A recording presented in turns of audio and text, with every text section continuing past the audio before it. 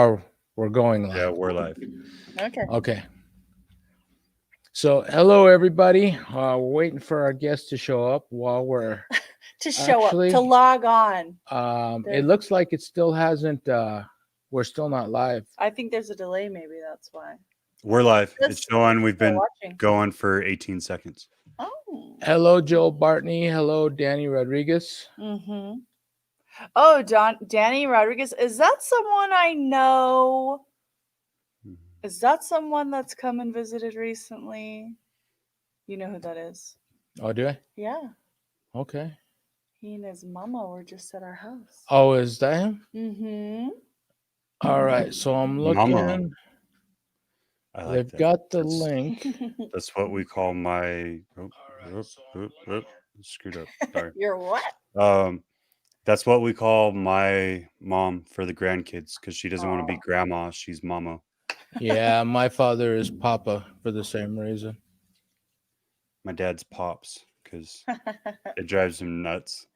But my grandpa was Pop, so I call him Pops. Amy, hi. What's going on? Okay, so while we're waiting, I just have to shout out the this like group I'm kind of obsessed with right now. And forgive me because I'm gonna mess it up. They are the Saturday night tarantula YouTuber takeaways. I think. You'll have to comment, Amy, and let me know if I got that exactly right. So they're a group. I think they're all in the UK, and they're just like these kooky tarantula people. And every Saturday night they have a live with. So there's like six of them hosting the show, and the banter is priceless. Okay, Tarantula Tuber Saturday Night Takeaway. Okay, there we go. Thank you, Amy. So That's with anyway, Damon, right? Yes, with Danny Damon. Yeah. These people are the real effing deal. They're like I think they went for like 20 hours, okay? Then someone gets a crazy idea, "Oh, we should do that." And I'm like, "No. I just don't think I have that. I mean, I've got stamina, but not that kind of stamina." We would have So, to bring on so many people to do for that. real. And so it's Well, really no, I fun. take that back. You'd only have to bring on like 3, Oh, but so you've done a super duper long interview with Sean Bradley. That was exciting. yeah. No, Sean's a great guy. I'm actually trying to Oh get him yeah, to come back on for this. he is. But we did a 5-hour impromptu um session, and it Mhm. wasn't meant to go that long. It was supposed to be like an hour, maybe an hour and a half, and Right. Brian Cusco challenged me, and I don't back down from a challenge, unfortunately. Love you, Brian. Yeah, Brian is awesome. So, on to another subject, Oh, real what's quick. this? We are in the middle of a discussion right at the moment. There's a snake that I found that I Oh my wanted, god. and somebody is kind of having cold feet about it. I I don't know. From that look, I got a feeling that you might not get this snake there, Oh, JD. hey, I didn't say that. Like So the look was pure anger. oh, not Pure anger. anger. She's like, don't you bring this up right now. Don't you Okay, do it. no. Let's say this. This was premeditated buyer's remorse. How about that? I Okay. have remorse about spending the money before we've even decided to. And yes, we're going to do it because I'm a sucker for a beautiful scale. What can I say? Um For the record, the snake is less than $1,000 too, so it's basically cheap in the world of snakes. yeah. That's nothing. Why are you Well, even having buyer's remorse for that? oh That's nothing. gosh. Well, I revealed to him that I have something in the works right now that he didn't know about. And then he revealed to me that he's got something in the works that I didn't know about. So, Well, he might have a couple of projects in the works that we don't know about because we've been talking a lot. no, yes. What can I do? It's an exciting life that we live. And But I have a teeny little scratchy throat, so I'm gonna be with cough drops. So forgive me, guys, if I don't know if that seems rude or weird or we're talking with our guests right now, so uh, be patient. And if you see us go off screen or anything like that, that's what we're doing. Why are they never on? No, I'm just kidding. Nah, these guys are actually pretty good, but Well, they're so they're busy, asking about, man. they don't need to do it through email, do they? No, you should be able to send it just like you sent it to me. That's what I thought.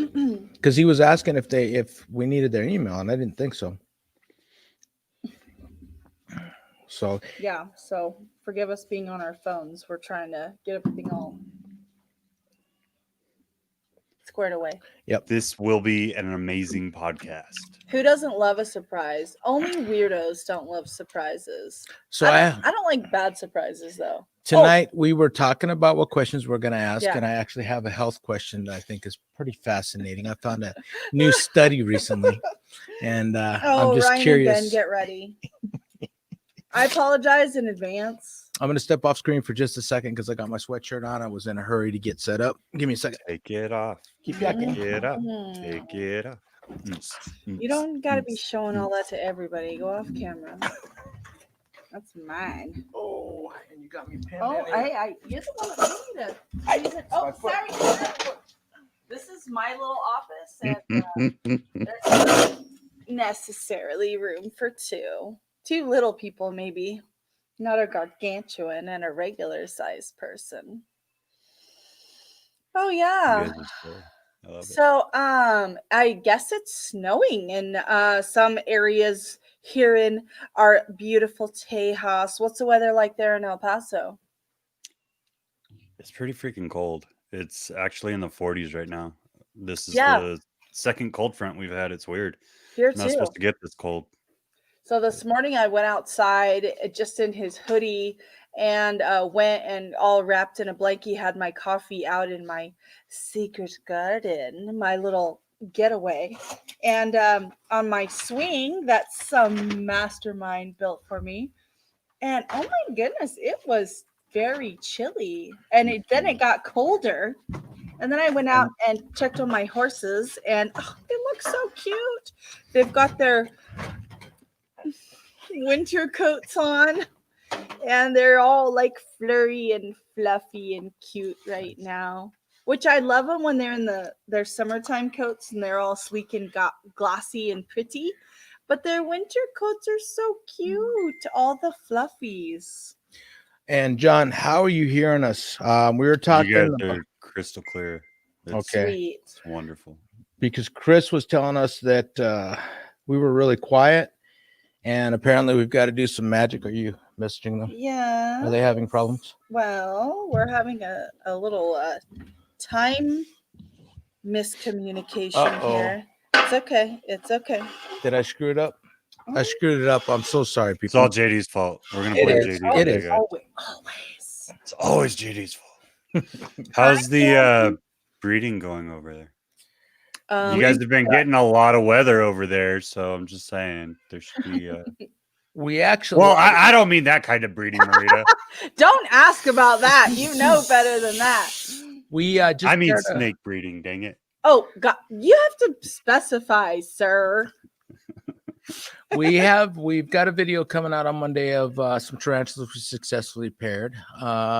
We've got another video that'll be coming out later on the week about another species of tarantula we paired, and we've got a weird looking normal put in with a piebald male, and they're snuggling, but I couldn't tell if their tails were locked up today.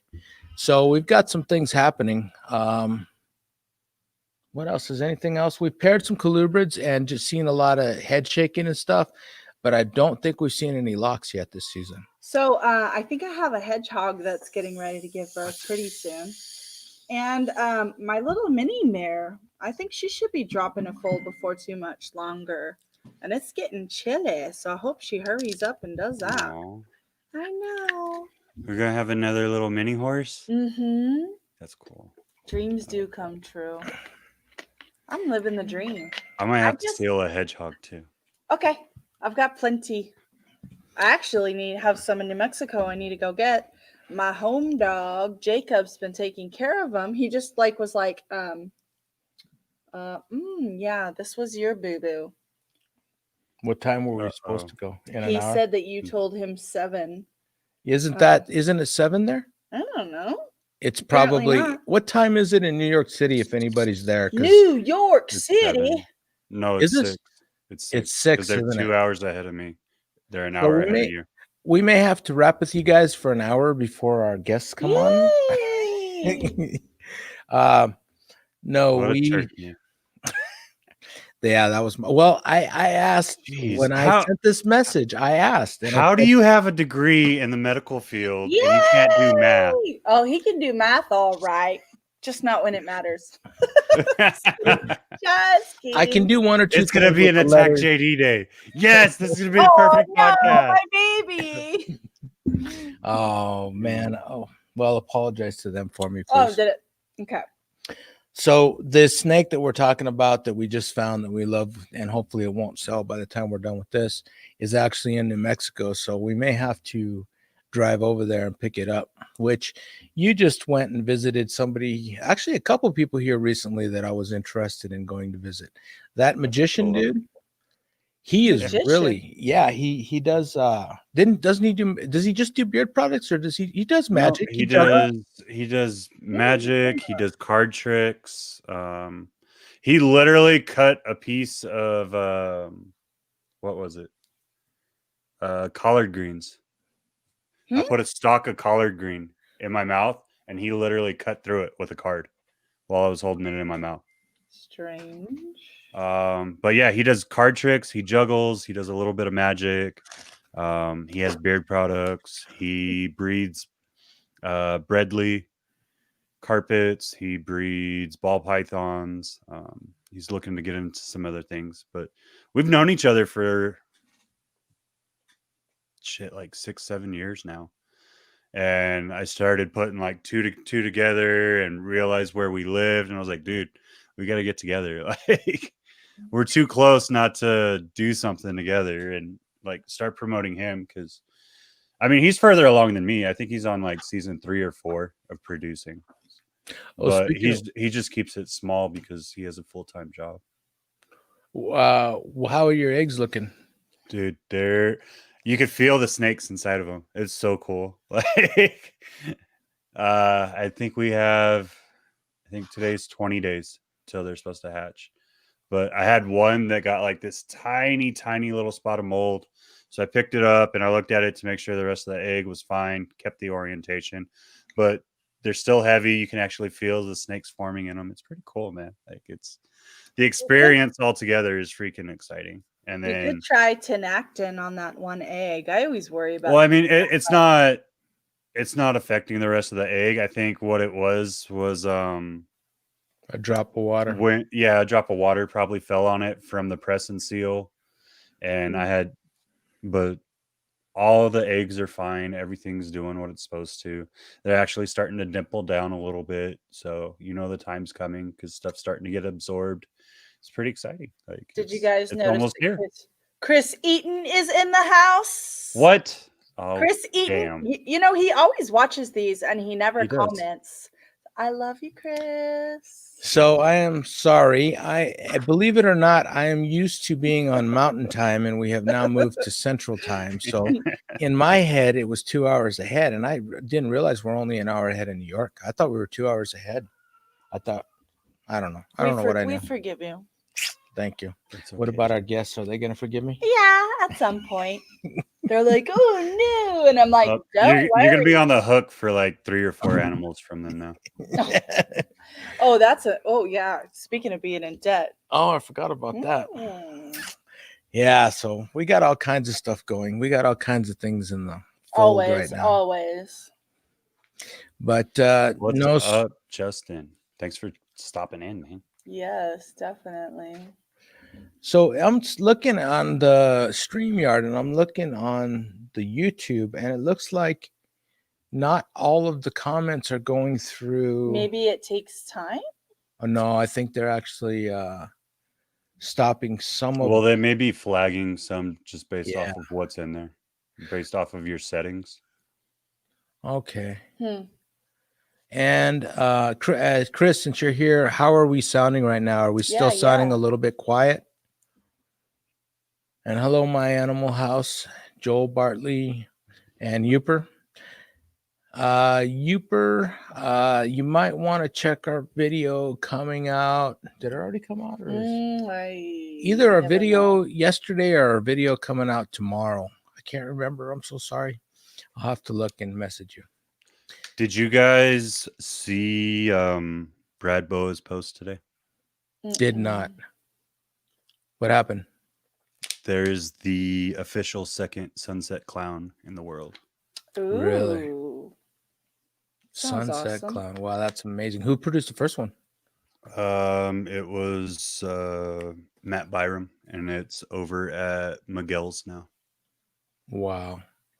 Hello, So if Iron. you can't tell, I pay attention to the Sunset Project and what's moving where. But Smart. Well, we talked to somebody, the guy that we're talking about with this other snake. He is breeding sunset or het sunset to het sunset. So hopefully he'll be making them this year. I was telling him that I might be interested in a possible het from him next year, but first we got to get out from under. We know that we really sound like cheapskates when we talk about possible hets, but we are into so many different projects. We usually don't invest very heavily in one direction. Plus, we just bought land and a house, and so sorry if we seem like lamos. So well, I mean, the money you've put into the Pied Retic project in the last year or other projects, I mean, you're not really being cheap or lame. It's just you guys like such a variety of things. You got to find a way to keep it all within its parameters. True. Scouty Poo's on. Love me some Scouty Poo. And Iron Dog had a really cool idea for us recently. So, do you know what's going on with YouTube Shorts? Because we were like super in the dark on all that. I'm hitting them right now, but awesome. You're so young and savvy, John. I'm not. Yeah. I didn't know about him until Chris either. That was all Chris. Gotta love Chris. Oh, speaking of which, before I get to the Iron Dog story, the Iron Dog story, Bo Barnes is on. Make sure that you go to Chris Eaton's channel and vote for John Feely for the 15 minutes of lame. We got to get him on there so we can have his 2 hours in the sun with the big man. Yeah. So Iron Dog, we were doing a live and somebody had messaged, I think it was Andrew from DA Exotic, said, hey, your shorts need to be filmed in the stupid way to record off of a phone where it's just the film's in the middle and then it's black. Is that what it is? And so we went and we're watching a live with Iron Dog, and Iron Dog said, hey, you should do something with your Pied Retics. That's that will definitely go viral. So Marita and I went out in the living room and pulled that male out, and he tore into me. Oh, man. I was bleeding all over the place before we even started. Blood all over the carpet, all over our new white tables. Oh, so I decided to get a close up on his face, and that. Oh, that was you holding the. I didn't know who was doing what. I was just like, oh my. So obviously that's JD's hand. People are like, "Are you all right?" I'm like, "That was a man's hand." But anyway, whatever. He literally struck and slapped the phone out of my hand and bloop down into a turtle tank, and you can hear it go blop blop blop blop blop.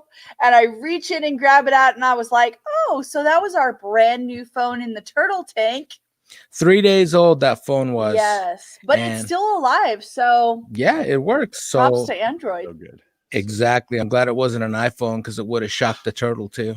Oh yeah, it would have been perfect. No, Apple bad.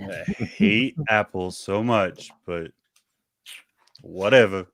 So Iron Dog said he voted and shared, and of course you voted for John, right? Iron Dog? Oh yeah, Chris is my man. Chris is my man. So big shout out. I've got a couple students on here tonight.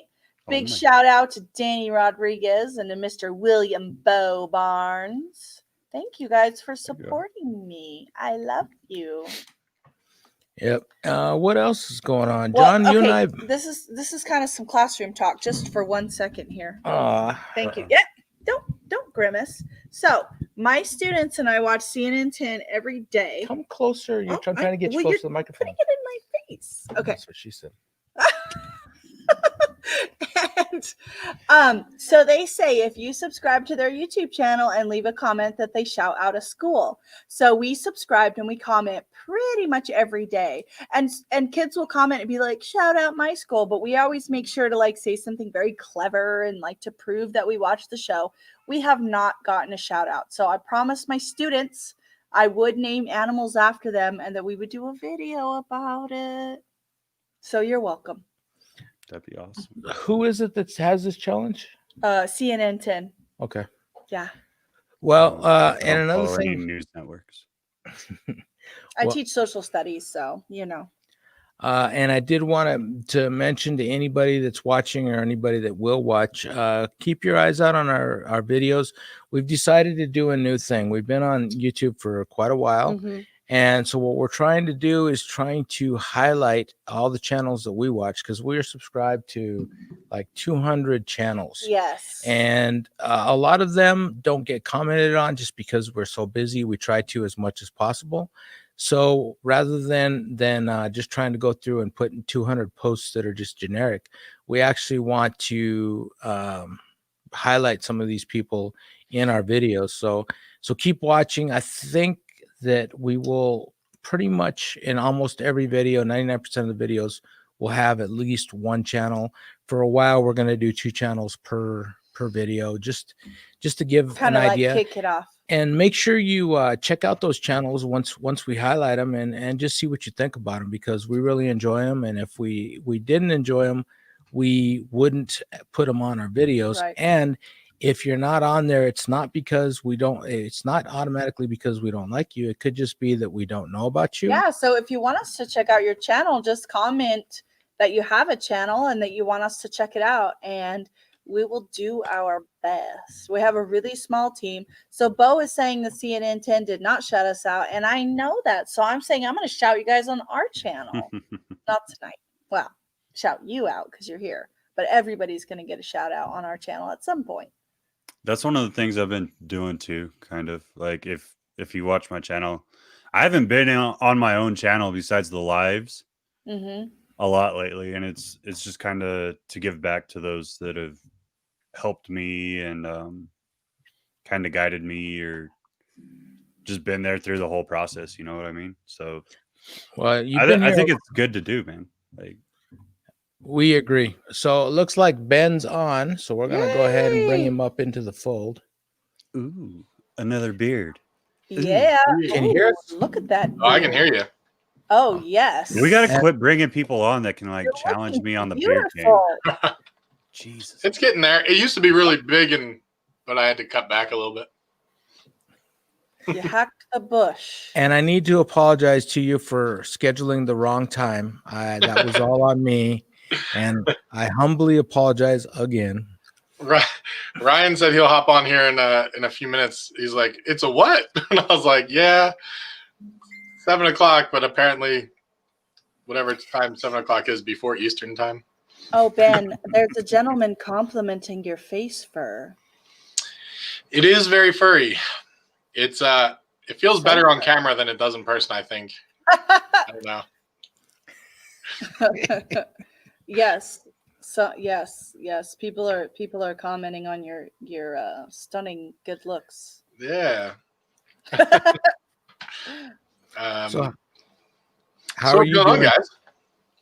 We're talking about the breeding season. It's actually snowing in some parts of the state here, but fortunately not for us, which is Yes. good. Wow. It's just chilly. It's been windy and chilly. Talking about some of our goals for this coming season, talking about some of the highlights. John said that the second sunset clown was just produced here recently. Yeah, that's awesome. And are you guys getting into ball pythons more? I know Yes. a bit more, but We've gotten in and not, I wouldn't say out. We've gotten more heavily and then less invested in ball pythons over and over. And finally we're like, let's do it. And so we like bought in kind of heavy, like 3 or 4 or 5 or 6 or 7 years ago. Yeah. They're not my most favorite species. And so I'll be honest, like I'm not always like, that's not like my most That's not the project I'm usually paying the most attention to, but I Yeah. am a sucker for a beautiful pied, obviously. The And yeah, we have more and more pieds now, and just I like the bright stuff. He's more into contrasting stuff, and we do have quite a few like beautiful animals that when you open that tub, you're just like, dang, he's beautiful. And Yeah. so you can't not get excited about that. I don't even care about the money, which is foolish. I know, because obviously that's how you get more snakes, and that's how you get rich, and that's how you take care of snakes, and that's how you quit your day job. But sorry, I'm in love with life, and I just am happy no matter what. Yeah. We and I don't want to get too deep in without Ryan, but I told you guys this before, but Do it. so we were like, all right, we have all these ball pythons. We got into, a handful of other species.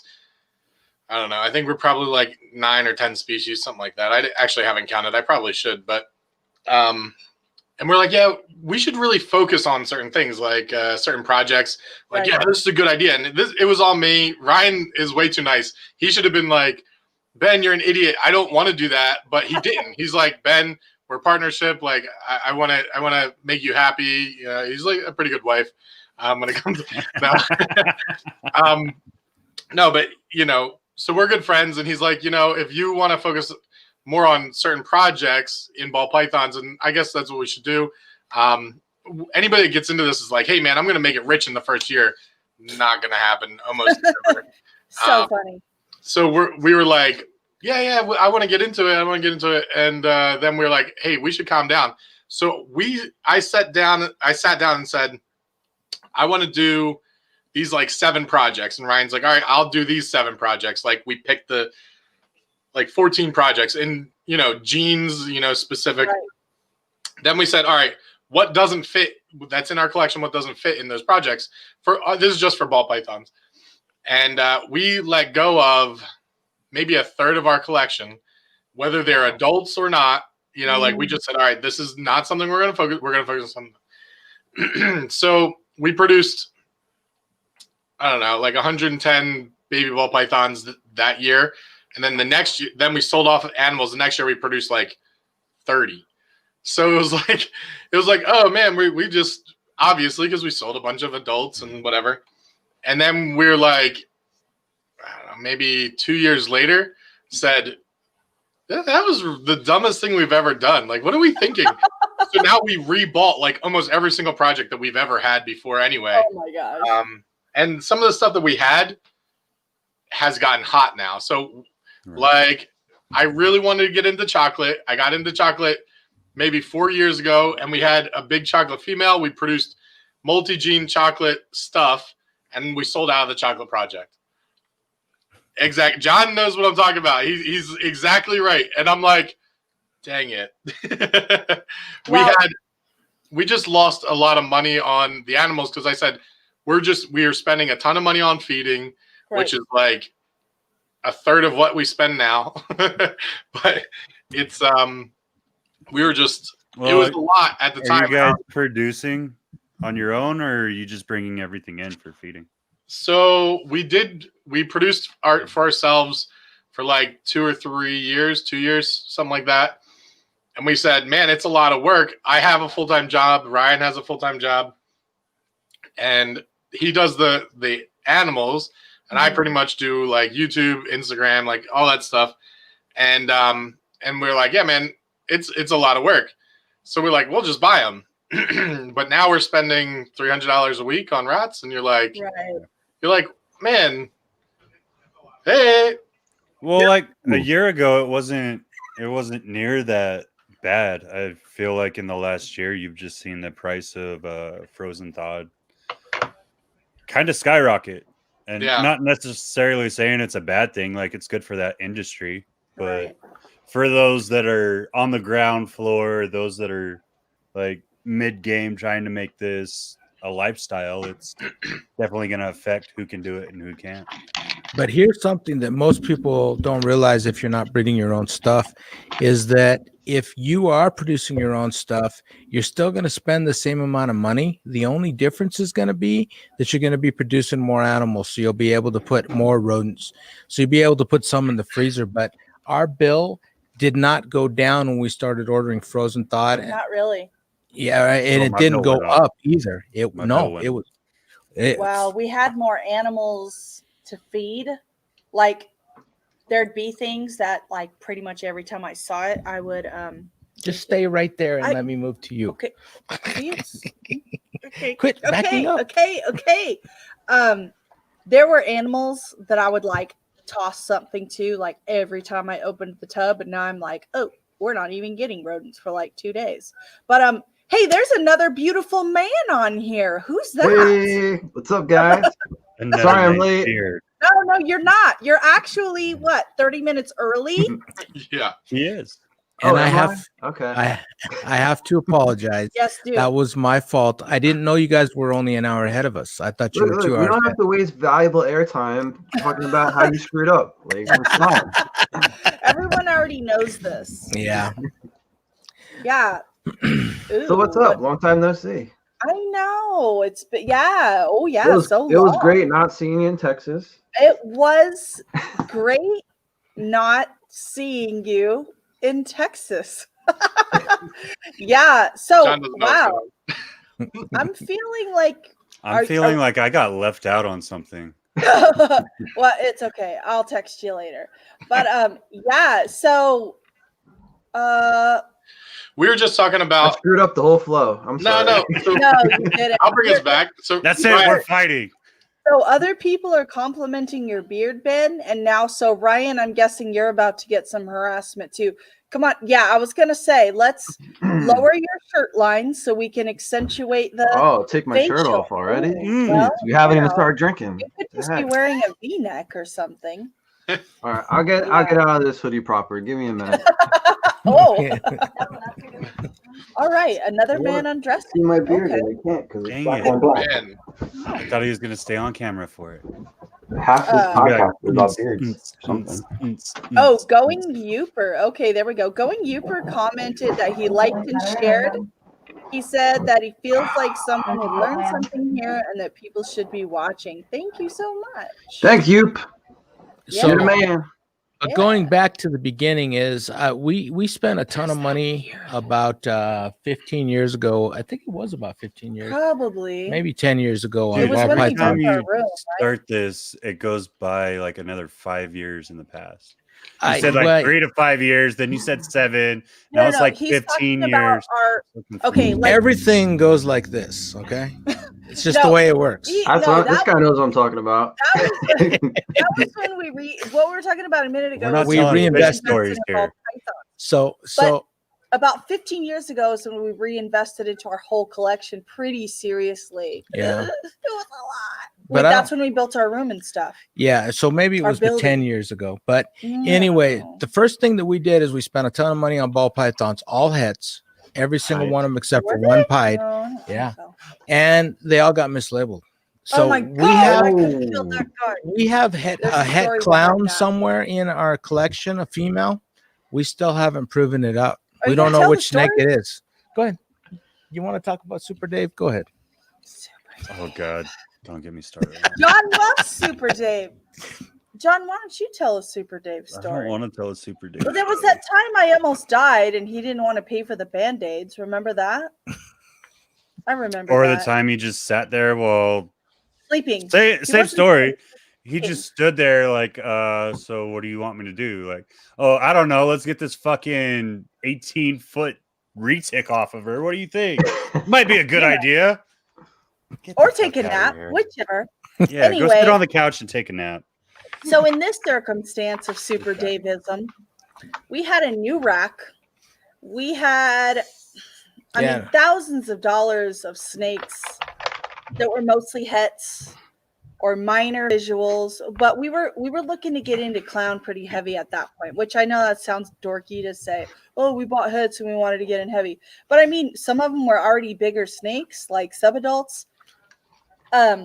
The new racks, I didn't want to mess them up, so I had labeled the racks and not the tubs. And so he cleaned them all. This is a guy that works for us, and put all the tubs back in different orders. He was like, "Those were all normals, right?" I was like, That's awesome.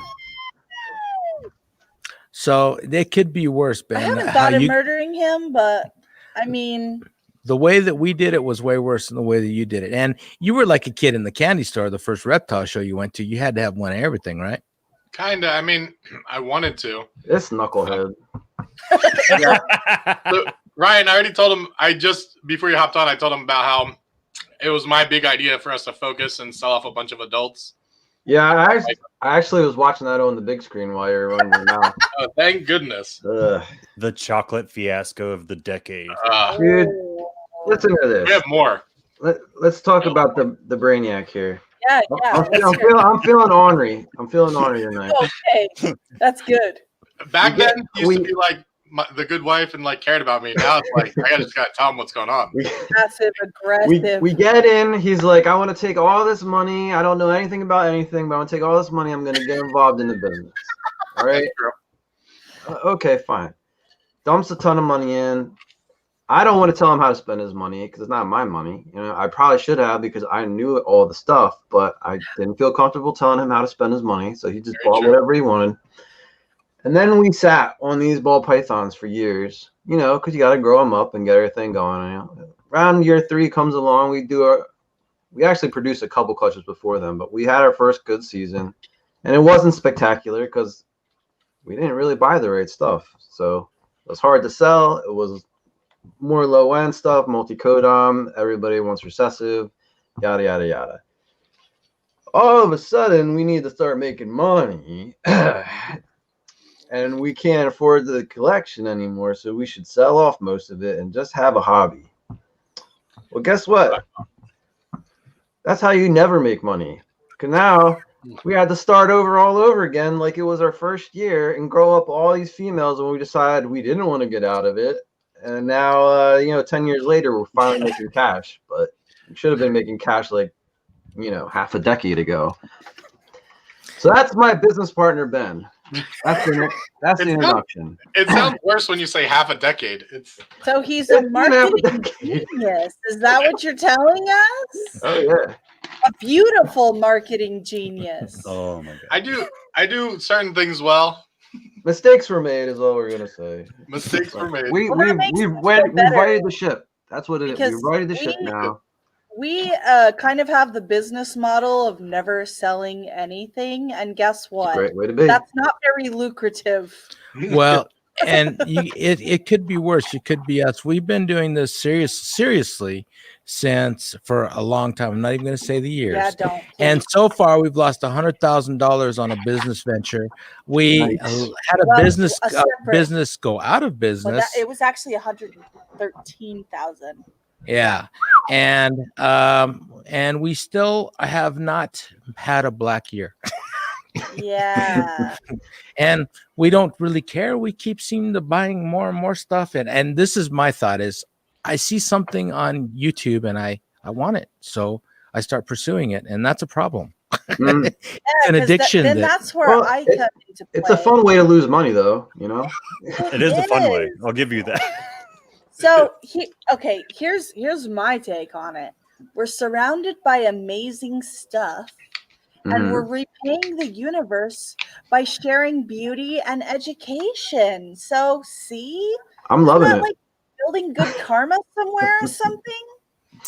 I don't know. Well, I love it. Our first business venture was we spent a ton of money getting back into tarantulas, and now it's to the point where that founding stock, which we have produced a little bit and made a little bit, is starting to get old and die off. So it's time to make another big investment into them, and you can see the look that I'm getting about this. Mm-hmm. Of course, we're already committed to like 4 other directions in the reptile world right now. One to you guys, yeah. But that video that you guys put out yesterday, I know what you're talking about now. I want to get back. I want to get back into tokay geckos and Phelsuma clemeri. And we want parentes. Well, There you yeah, go. we do want parentes, but I know a guy if you need parentes. Oh God, yes, please. I will hug him. now I got to look at you. You know how expensive those things are? Your We don't- students are on here. Hug. I will hug. Oh, yeah, I heard hug. It's okay.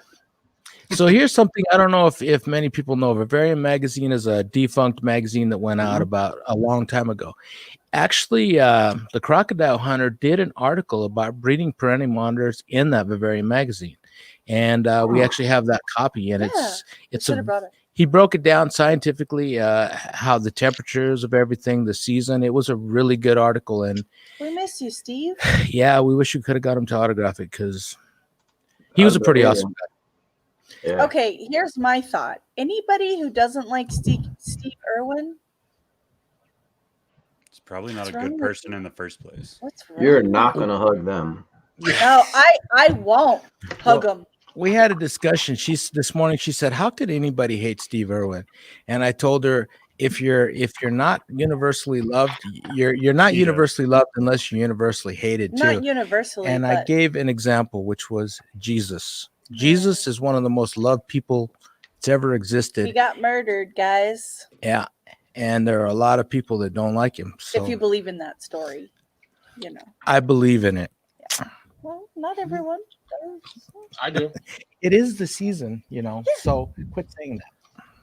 Well, anyway, You don't have to be politically correct here, damn it. This is our fucking thing. Say what you want to say. Jesus was murdered. Perennial monitors are definitely something that, because we were talking about it, that the reality is if you really wanted something, you could find somebody that could sell it to you. Here's a question. If I were going to be murdered, I definitely would not choose crucifixion. So each of you, if you were going to be murdered, what would be your most preferred method? Everyone. One at a time. Redbeard first. Okay. Why me first? We'll do red. Wait, what's Redbeard? You're the reddest, so you have to go first. Let's be creative and go like 15 King Cobra strikes at once. Ooh, I love that. Okay, that would be, you would like poop blood, and it would be fascinating. because it shuts down your respiratory system. You're done. Because once you're out of air, it's done. Well, it's supposed to be like a high. They say it's a euphoric experience to die from a cobra bite. Not at that. Not at that dosage. Like the toxicity of that would just make everything shut off instantly. Who has said that? How could you prove that? People that have actually flatlined after they got bit and they got them anti-venom in time and brought them back. Oh. I want to talk to that guy. Where is he? Let's bring him on. He's in Florida and he got bit by a monocle because he was screwing around with it. Don't you remember that? And he got a big old. That's the right. dude who got bit on the stomach?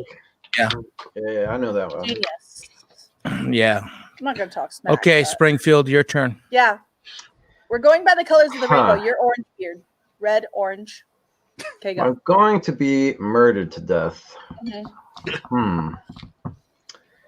I don't know. I don't really think it any way would feel very good. So let's just like fall into a vat of lava, like just pretty much incinerate immediately, and like the Terminator. Yeah, that's how I want to go. Head or feet first? Ooh. Oh, I'm diving in, man. Oh, that's bold. Okay, bearded dragon. But then it's not murder; it's suicide. That's right. I'm taking the choice away. Someone was like, gun to your head, orange beard, dive now, or do 50 push-ups. And he's like, 50 push-ups. Lava it is. 1,000 push-ups. Tyler, okay, so yes, the name has been revealed. Okay, bearded dragon. You guys are like not creative. I'm like, it's a toss-up between two things. One, getting shot while saving a little kid from a burning building, that's being held captive against his rights. You're a little kid, man. I don't know. You had more time to think about it. Yeah. And you're trying to make yourself look like a hero. Exactly. I actually thought of that. He almost died in a hot tub, but he didn't. I was there. Well, I'm pretty buoyant. Very buoyant. Loaded right back up. Or like, having too much sex and dying from a heart attack oversexed. Right. You took mine. And those are the two. Like, I mean, you guys are like, I want to get killed, and you're like, no, I want I want to go out with a bang. You know, like, Well, that's what I was trying to say. Like, if I'm gonna go out, I want to at least They have said something that murder. would be You're not remembered. gonna Like, get sex who death as who gets murder. hit by 15 king That could cobras be at a Hang once? on. form of That would be murder. like Hang on. forever encapsulated in the history. Errato asphyxiation by a femdom. Oh, my Oh, Lord. Right there. goodness. That's how I want to die. He didn't even have to. And it think could still about that. happen. So it's possible. I've seen the OnlyFans. I know. Whoa, whoa, whoa, whoa, whoa! Don't pull back the curtain. You Talking about Ryan's OnlyFans. Yeah. know it. He does a lot of feet stuff on his. Well, he does have beautiful feet. Big time. They're big, Big time. too. So I do have a question for Springfield. So you did reptiles, and you were actually thinking about doing this as a little more serious of a hobby before Ben jumped on, right? So what were you working with at that time, and what was your decision process at the time? Reveal all now. All right. So I had gotten bit by the ball python bug like 10 years before. Like at the time, the chocolate actually just got imported from Brian Barczyk, and I was really into that. I wasn't into the $25,000 price tag though. I was living pretty poor, couch to couch. Really, it was in a weird place in my life. So, but I was like, yeah, I like this. It seems like fun. I want to get involved. So I ended up helping out a friend that had a pet shop at Hamburg in Pennsylvania, reptile show. You guys probably have all heard of it. I don't know if there's anybody listening that I need to clarify what I'm talking about here, but so I helped him out, and there was this ball python that didn't want to be in his cup. It was an adult male, and I ended up holding it the whole time because it kept escaping, and then I bought it like a knucklehead, paid $80 for a normal male ball python, and that was my first ball python. And I just kept that, just trying to learn as much about the species. Not that it's a difficult species, but like I'm going from never having kept a reptile to when I start a business. Like if I can't afford to start the business, I can at least get a pet and learn about it. And so I did that for a while, and then I ended up getting hurt at work, and the insurance just for no reason sent me a $5,000 check in the mail that I had no idea was coming. And when I ripped that envelope open and saw it, I was like, hey, I could start my business. Awesome. And then a year later, they were like, that was for your medical bills. The wife was stoked, by the way. She was like, $5,000, that's great. We're going to buy snakes. We've never had that conversation. So I did the responsible thing. I went out and bought 4 racks.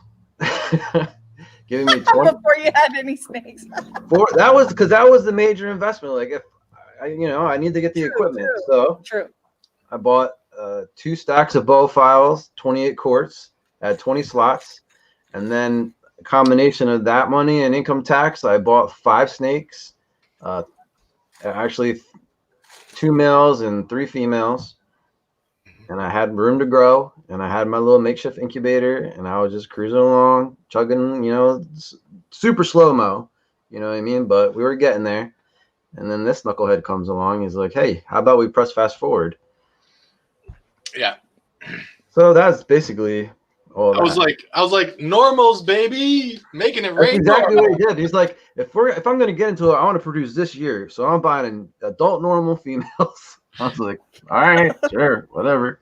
I bought 3 adult normal females like right away, and they were actually great. That was a great investment. Yeah, they paid for themselves their first year. Yeah. Well, cool. So I've got another question for you. If you two could get together and keep one species and the law was not a concern, what would it be? Neither the law or money. Okay. Yeah. You can keep anything. That's an interesting one. It gets better. So I'm trying to get the practicality out of my head. Like, yeah, I would love to do this, but like, what would I want to do if I didn't ride the rainbow? Worry about all that. And children are out of it, like keeping children. Oh well, hey, that's a species of animal. Well, you're really on the children kick tonight. What is going on? Yeah, I don't know what happened. The macabre side of Blackbeard. If there was I don't know, I probably want to keep every tree monitor there is. Like, I don't know if that counts. It's not one species, but Oh. Including Varana salvadori? yeah, absolutely. Okay, so here, Ben, are you in agreement with him, or do you have something else? You'd have to be the only clarification. The only rule about this is you guys got to decide together, because I'm going in a direction with this. We're gonna decide. So I'm into the tree monitor, and I like monitors a lot. I like dwarf caimans. Like, we can't keep them in Jersey, and I always I'm really fascinated by that. Or I don't know. I think that's cool. I'd be cool with the monitors. Okay, so monitors and caiman. Question 2. You've now got the permits for all of them, and they're on their way. What are you going to do next? But They're being shipped right now. hopefully we bought a big property. Nope, the property was not part of this question. Empty the tub. Now it just throws everything to the wind, because now I don't have a facility for them. I don't have any space. I don't have any employees to take care of the freaking croc We miner just that wants to kill Let me. them out. Let them out. Like, Hey, I said public. money was no issue. Did you? Yeah. Okay, she said money is no issue, but You're they some are rich on their way. bitches. You've got money. What are you going to do? we're gonna rent people's collections that have space for them until we can build our own, I guess. Call up Ty Park. Hey, man, we need some space. You got to call up what's his name? Ron. Oh yeah, Ron Ron St. Pierre? Pierre. Mm-hmm. I'm into that. Call up Ron and say, "Hey, buddy, hook me up." Yeah, man. He has a little bit of room. Okay, so now you've got your facility built. You've got all the animals in there.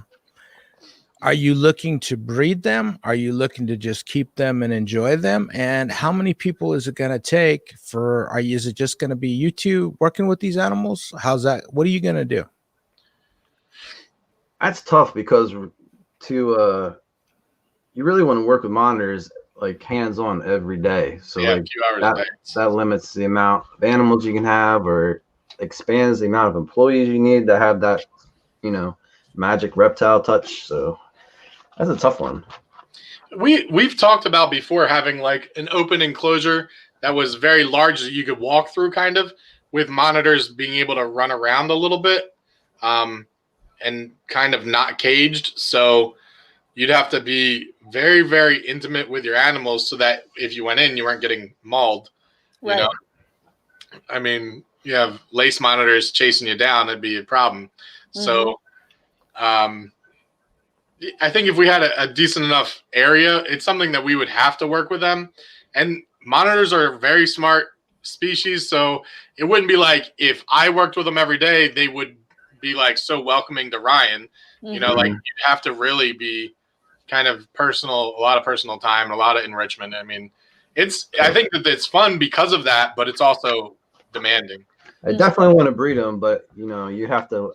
I'd want to limit the size of the collection so that I would have more time to spend with individuals in the collection. Yeah. Very interesting answers. The reason I'm asking this is typically how our life goes. Somebody gives us a call and says, "Hey, we're getting rid of X, Y, and Z species. How long is it going to take you to drive over here and get them?" And so we bring all this stuff home, and there's been a point where we had a building built, and there were so many cages in there you couldn't even walk through the front door. And we had, within reason, 3 to 4 days to get all those cages set up and get those animals set up to actually take care of. That's wild. It's a lot of fun, though. It's never boring. ever boring.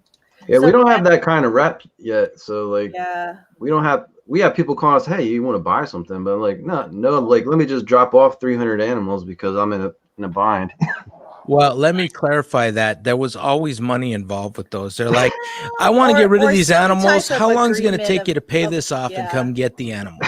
And then after 6 months and thousands of dollars are into it, they're like, "How long before this is going to be completely paid off?" No, usually we just went and got him and paid for it later. Yeah. So it's never for free. It's always just, it was an opportunity too good to pass up. So we did it. Yes. I was just curious how, because I know you guys don't have as much room as we do. And if that opportunity came up to you, would you jump on it?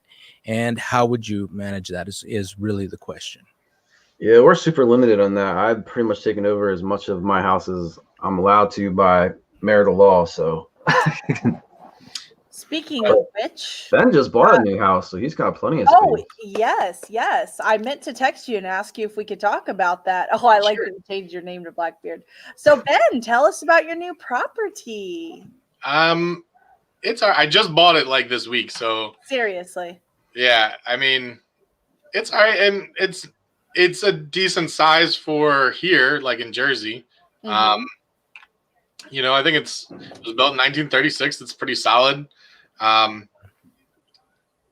I don't know. It has a lot of potential. Ryan came over today, and we were looking around, and he's like, "Seriously, man, because my property's like, it's an acre and a half, and it's not very wide. It's more long."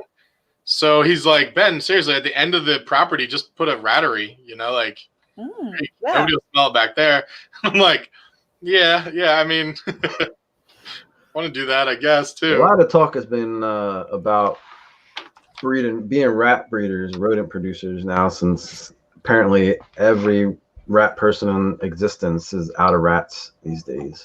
Yeah. That's hard. They say that there's money in it. There's definitely money in it. Oh, for sure. Not the way that we did it. Well, we We always had so consumed. many animals that we wanted to feed them at least a reasonable quality of food. And we always had so many animals. We never had an excess. I mean, there was like a few teachers that if they needed something that, like coaches that had a couple snakes that I would sell a few rodents to friends that got into a bind. But it's not like we had overloaded freezers. Yeah, Mhm. we had how many tubs? We had 18 plus 12. Oh, I don't know. We had 30 tubs of rats and And a over freedom 70 breeder rack tubs of mice. And it wasn't enough. A lot of mice. And we Yeah. had genetically engineered mice that the mothers would have up to 20 in a litter. Swiss and Weston, yeah. And we never had extra rodents. I mean, like 1 week we might have a couple extra and they'd get eaten. Yeah, quick. so Especially when you have monitors and pythons. Big yeah, we pythons. basically had animals that were I mean- if something didn't get eaten, they got tossed to them, and no matter what, they would eat it. Our biggest monitor would eat he ate like 25 birds in 1 day one time. And I was Wow. like, that's enough. You're good. That is a lot. Yeah. And then, my big retics, they can eat like pigs. And so, Mhm. yeah, I mean, they're always game for food So what's the biggest snake you guys are looking to get into? or would be interested to get into. Anthills. Whoa. Anthill Hey. pythons. That's right. Curious. That's It's not cool. the size of the snake, right? Oh, right. That's what they say. Anthills I really like them, but yeah, I don't know. We've talked about super dwarf retics before. I don't really want to get into large snakes, man. I don't need to deal with that crap, like literal crap. Like I was gonna say it's big. They're large stools. Yes, big I don't need that. I'm person fine. size fecal matter. Well, We do want to get into back into blacktail crebos, though, really, Ooh. and blackhead Look at my python. I language. mean, those are medium-sized snakes. Don't lure me into your trap, Blackbeard. I see what you're doing.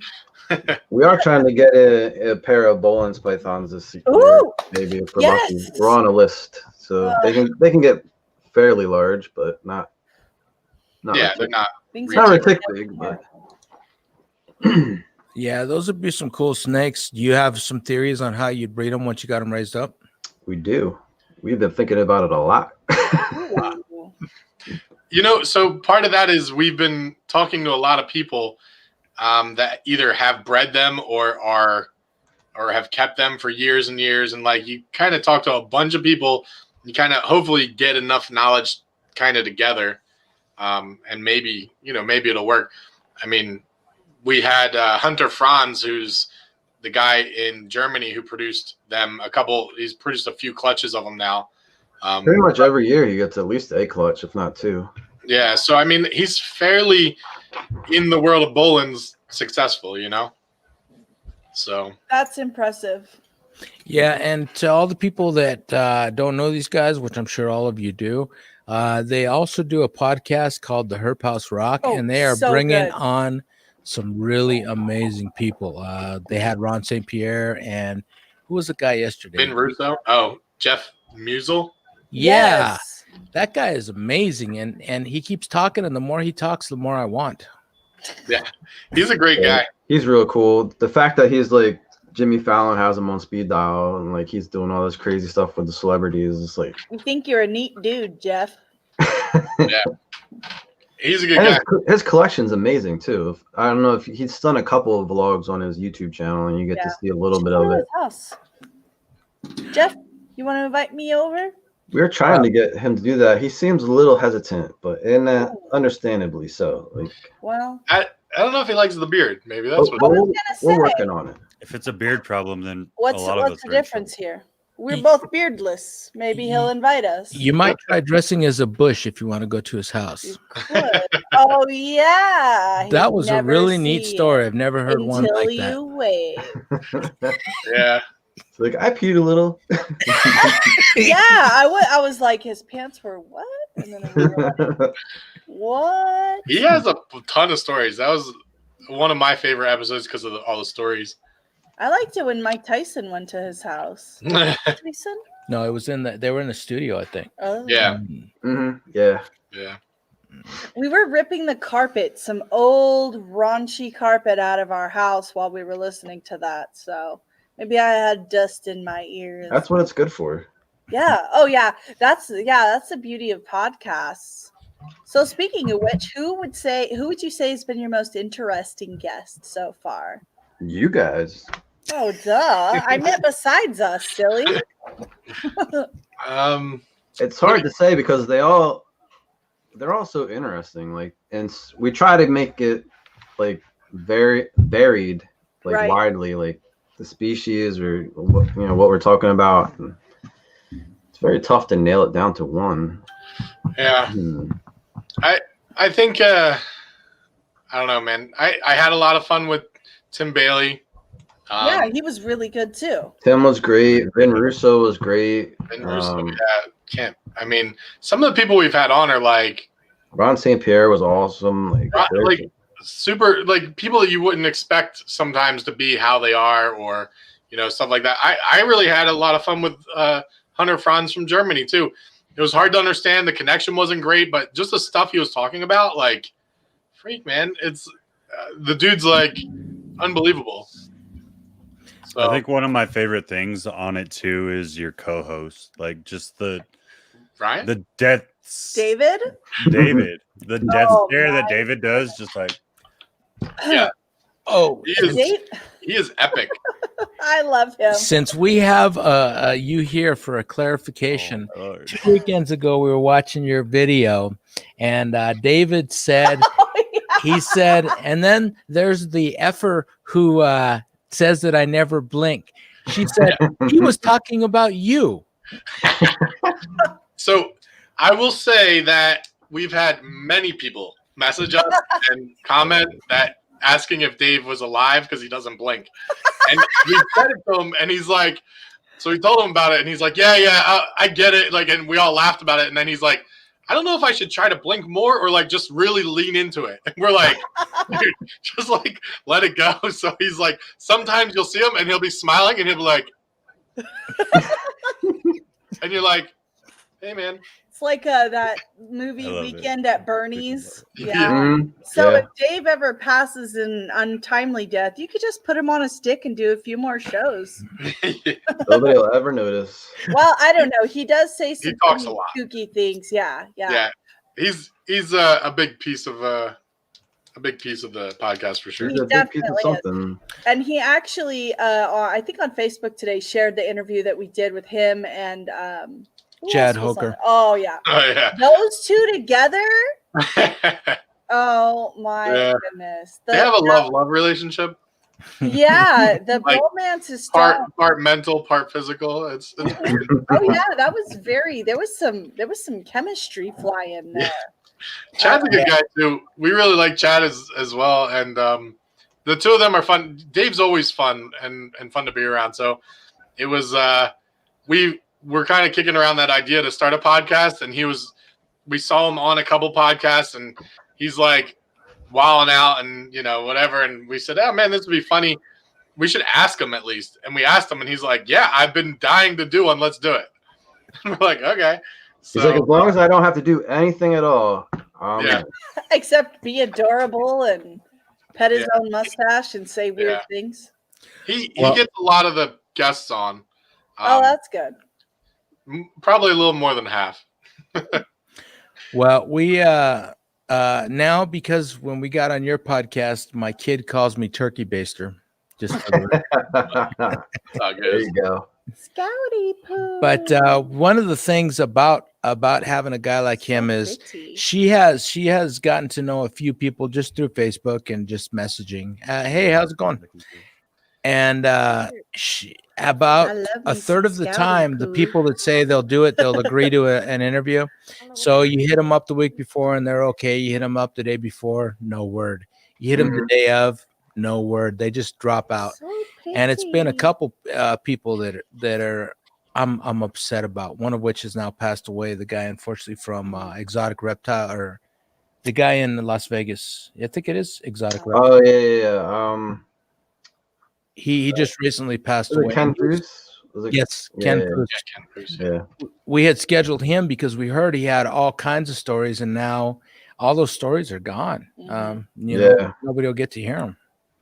So it's really cool that you have somebody that can get some commitment out of some of these bigger names. Because okay, I will say like 95% of people that commit to do it totally follow through, but some people are flaky. What can I say? Yeah. A lot of people talk a good game about wanting to come on these things, but then they freak out. They I know some of the coolest, most knowledgeable people in the industry. You put a camera on them, and all of a sudden, you might as well be talking to I don't know, a middle school kid. Like they're just like you're talking to a wall because they get scared. Like literally, you'll see their hands shaking, their voices are quivering, and I'm like, come on, man, you're all right. You're talking about. Right. Yeah.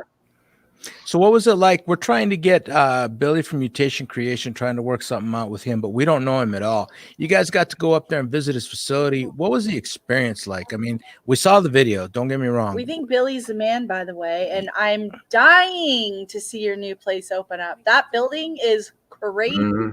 Yeah. But he's a really nice guy. Super gracious. We don't really know him from anything. We just showed up, and he's like, hey, man, just hang out all day. It's all... Do whatever you want. Oh, that's awesome. Really cool. Yeah. And since then, we've talked a good bit. I don't know that we hang out exactly, but we would, I guess, if we were up that way.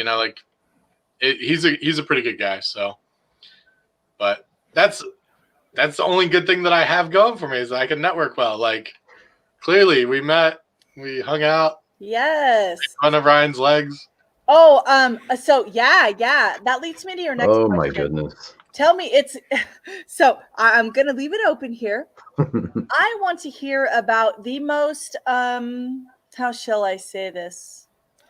Interesting / crazy experience. Fan or customer that you've interacted with. And you don't have to name them, but tell the story. And in every juicy detail. And I mean I have had an experience with you guys that I didn't know if that would be it or not, because it was pretty gruesome.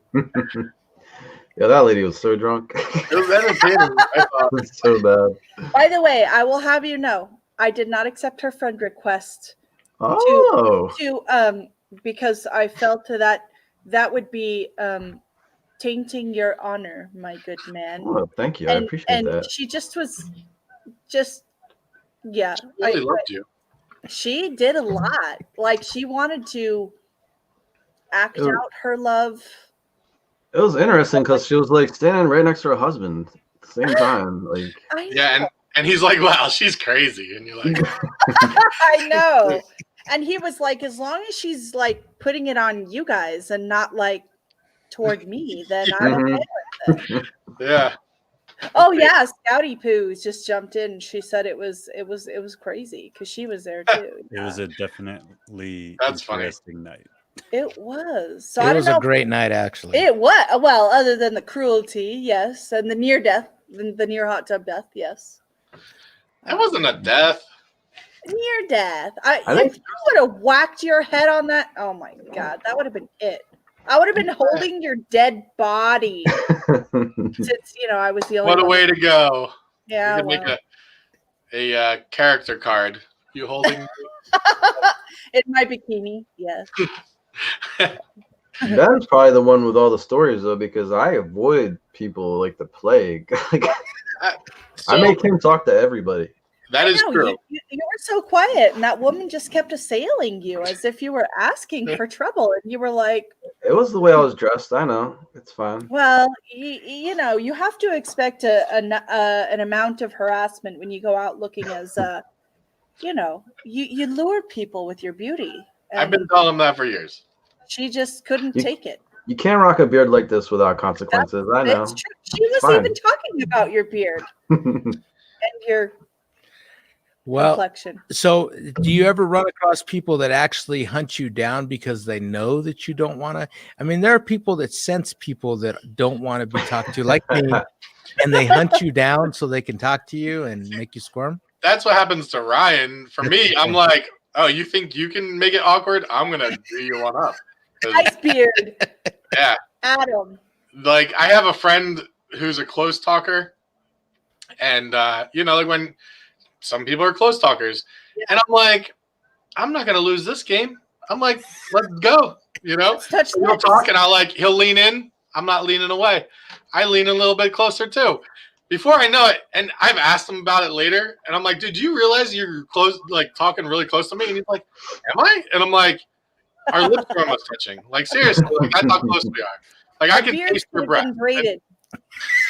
It's like the weirdest thing, and I'm like, so yeah, if customers like or somebody comes up, I'm in. Like, I've had people like just walk by and smack my butt, and I'm like, Oh, yeah, okay. that's right. Yeah. That's happened to me before, but I thought I was alone. I did it at the last show just to see how he'd be. Oh, And I'm like, yeah, I'm in. That's fine. I mean, let's be real here. You're pretty tempting. I don't know about that, but definitely not scary, I guess. I was just trying to score an interview. I mean, Brown. Well, you got it. You know. I exactly got how to it. do It worked. Yeah. Now you guys know. Go grab Ben's ass. Yeah. That's funny. That could So, go- right, And that's going to be the go-to at every show now. Uh-oh. it's- I hope so. We got to Not make a the worst sticker or thing. something about it. I've So- I don't know. We've interacted with a bunch of weird customers. I don't know, like Fanny, like people that are like big fans or anything. I mean, it's interesting when people are like, "Oh, hey, like I've been watching you guys for a long time," or like, "Yeah, I really," and so that stuff's cool. But it's not like it's always surprising to me. Like I'm never. You never never- have people that want to wear your skin or anything. No, not that I know of. I mean, That's fun. Ben doesn't have Really? big enough boobs. They're out there. Oh, it's getting there. But you can wear a corset. It helps. Yeah. That's true. I could do that, I guess. But we do have weird customers that have weird stuff, Yeah. come up. So, I did I tell you the story about the girl that she was just calling me like at midnight, 1 a.m. for like every day for like a week, 2 weeks, something like that. No, let's So hear she it. would call me, she would text me, and I'd be like, all right, hey, what's going on? And she isn't a customer of ours, just found my number. And she's like, hey, I got these 2 snakes. I don't know what to do with them. I'm like, okay. I'm like, well, what are you keeping them in? And she's like, telling me. And we're going back and forth and trying to figure out like how to help her and whatever. And then finally she sends me pictures, or she says that they're the temperature's like for ball pythons, I think in the 60s or 70s. And I'm like, you got to get that warmer. Like, it's too cold.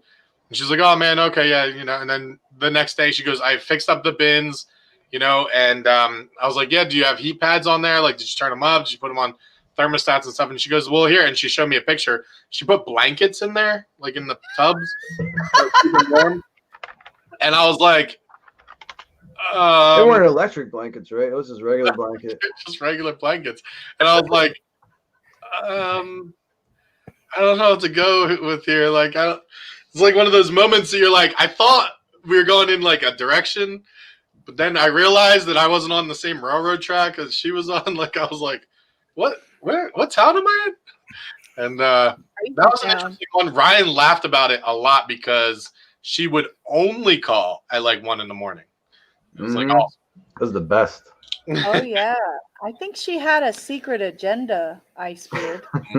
Well, I actually have a good friend that has a little bit of mental issues. I've got a couple of those, but this dude, he was employee like that too. Yeah, that's what I'm talking about. This is not the story about him though. So this guy lives in Hydesville, California. He used to live in Hydesville, California, and his parents. He lived with his parents. He was like 35, 40 years old, and I was like 20 at the time. And he would wait till they go to bed till he'd call me. So I had a day job and I had a night job too. I was working 2 jobs. So he'd call me at 1 o'clock in the morning and want to talk about tarantulas for hours until his parents got up. Sometimes it was a short conversation because his dad get up to go pee and catch him and he'd make me up. So I know that experience a little bit. I think his agenda though was different. He just wanted like a secret pen pal type relationship. I think Moto Beard's experience was a little different. Yeah, probably. How come your name keeps changing? What's going on here? She wanted some of that beard. Hey man, I try to be versatile. You know, this beard isn't just one way; it's mind of its own. His So ADHD is kicking in on the podcast. So we have been talking a lot because we're trying to build our channel up. It's been pretty quiet. You know, we haven't been putting videos out this year. Well, so not as many as we normally do. So I got to ask the 3 of you guys, when you started this channel, were you hoping to get some of that fame, like people recognizing you in the streets? And what were your thoughts about it before you started it and all of a sudden it started happening? Not at all. Now that That was not the goal at all. And I don't think that we are famous. I hope we're not famous. you're famous. You're so famous. Well, you'd think that, but I guarantee you that if you went to a German show, people would come up to you and say, "Hey, I watch your stuff."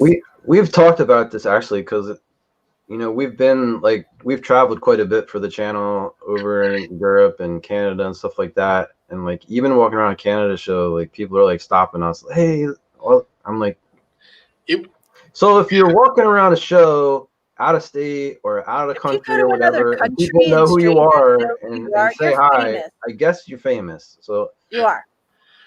As much as you don't want to be famous, I guess that happens. So famous. I'm so famous. It's an interesting. Well, yeah, it's an interesting thing. Let him talk. It's fine. You told me I wasn't interrupting enough last time. Sorry. Interrupting. So it's a funny thing. I don't know that we're like trying to do to be famous or like that wasn't really the goal. It is interesting, you know, like to see like when somebody comes up to you and they like say that they know you or they watch you, or even especially when they mention something that you've done or like they know something specific, then you're like, oh, you're not just like, you know? And so one of the weirdest things that I thought was super cool, 2 things actually. One of my friends was down in Georgia, and I got him a sulcata. It's my one-day gift to myself. So I got him a sulcata as a baby, and eventually it'll outgrow him and he'll give it to me, and it'll be like, that's cool, right? So, or it wasn't Georgia, it was North Carolina, and but he went into a pet store and he was talking to one of the people at like the pet store, and he was telling him like what he had going on, and was looking for rats or something. And he goes, yeah, I got the snake from R&B Reptiles. Like, it's one of my friends. And that guy goes, oh, I know that guy. And like, oh, I know them, like, and whatever. And I was like, that was the weirdest, like, to know somebody to like talk about you that knew. It just was weird to me. I was like, wow, that's interesting. Like, I didn't expect it. I mean, of course, my friend's like, "Wow, that makes you like pretty famous," and I'm like, "I don't think so," but I don't know. I think that was cool. The other thing was when my girlfriend got recognized in a store by one of the people that watch our videos. She's only been in like 2 or 3 of our videos. And they're like, yeah, but she's hot. You're Ben's girlfriend, aren't you?" And she's like, "What?" Who's asking? Yeah, pretty freaked out, but it was cool. So I guess to answer the question is, we weren't trying to get famous. Like, that's not the goal. We're just trying to market our business, really. Market our business and spread the love of reptiles around, I think. But if you're famous, doesn't that help spread the love and market your business? That's what I'm saying. Yeah, it does. John? I don't know. You don't know? I don't know How does it anything feel- about being How does it famous. feel to be famous? I'm not Well, the famous. first time Come that on, you Felix. walked up to our table, I instantly recognized you. All I had to do was look up and keep looking up, and there you were. I mean, he's taller than I am by quite a bit. So, Yeah? Ryan too. Yeah. Oh, Yes. really? like 4 inches. I'm now. like way down here, so what's the difference to me? So No, I don't and even think it's 4 inches. It's probably like 2. 4 inches is a huge. 4 inches is a lot. Just saying. exactly. There you Like go. big. That's 4 inches right there. Did you see that? That's Mhm. 4 Just inches. tell me when. Tell me. Really? Really? Oh my god. Oh my Fishtails. So, John, we've talked about other people about you, and they say, "Yeah, I know who he is. I know what he's doing. I like him." So you're well known amongst any of the community we work with. Were you striving for that, or did it happen by accident? No, I still don't think I'm famous. Like that You're night that you guys went through your stuff, the over loving, affectionate female that was in our stories. Well, her husband is a big fan of my channel. See? And he's a great dude. Like he's a great dude, but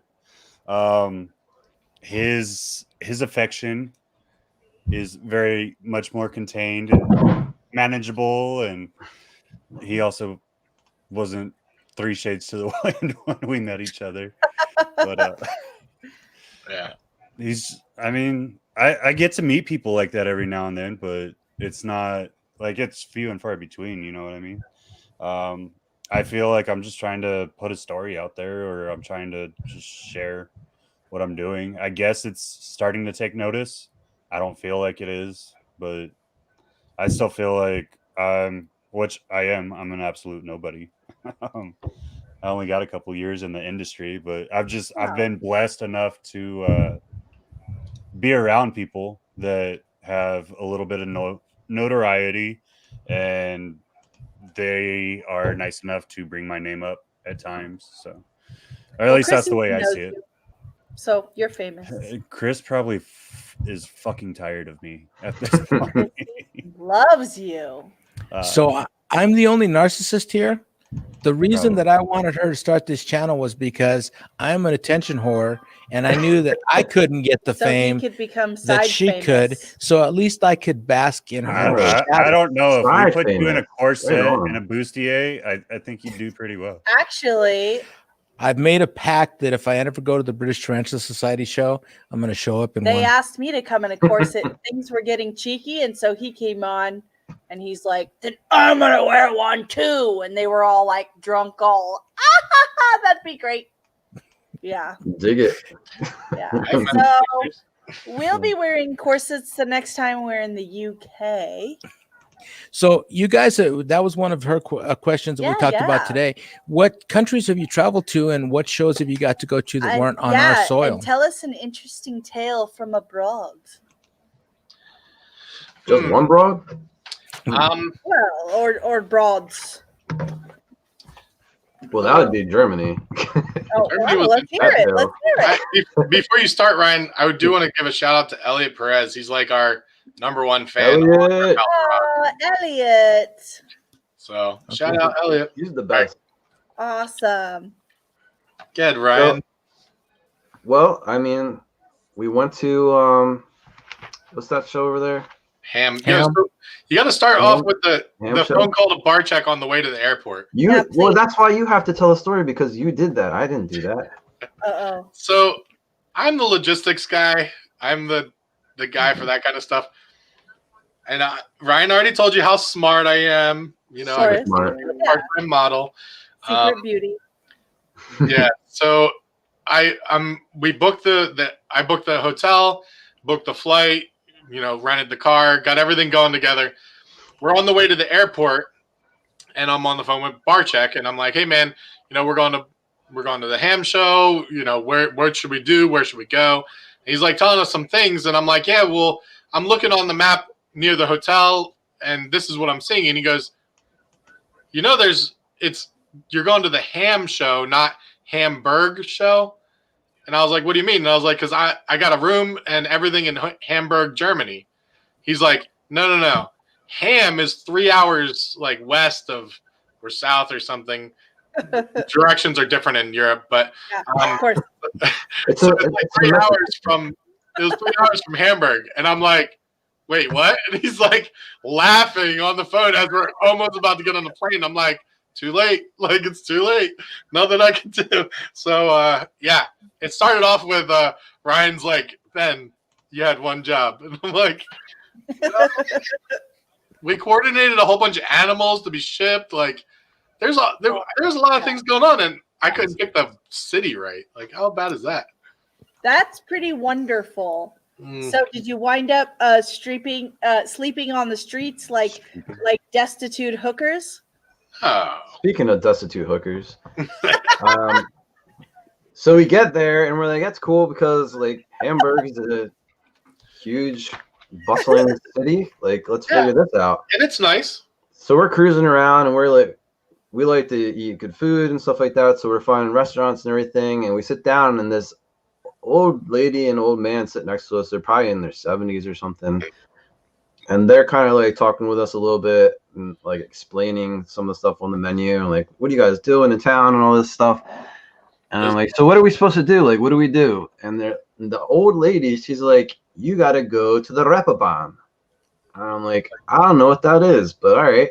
So all the guys go down there. The discotheques are down there and all the parties. This is where you got to go. You got to go to the Reeperbahn. And she's old. She's like seriously like 75. Like, nothing against 75-year-old women, but I'm just saying it was weird. So we go there, and it's like the red light district. Like, apparently in Europe, it's super cool to like have prostitution and stuff, and like weed bars and all this other stuff. And I'm like, so the 75-year-old lady sent me and Ben to the hooker road to go have fun with the young kids. And I'm like, I'm married. Ben, I don't remember if you were dating at the time or not, but like, so we're like, well, whatever. Like, when in Rome, let's just like, let's see what's going on. So you got to go down that, what's the road called where all the ladies they stand in the windows and they like, you know, try to get you to come in and take part in the wares that they're selling. I forget. The Like, Beatles are famous because of the Beatles, but you might as well just take a walk down the road and see what's going on, like, you know. And then I don't know how deep I want to get in this story, but it's a weird night. It got real weird because like we're walking around and we're like, we're not wanting to partake in any of the things that they're giving out here, but like to be a looky-loo is fine, you know, like you only live once.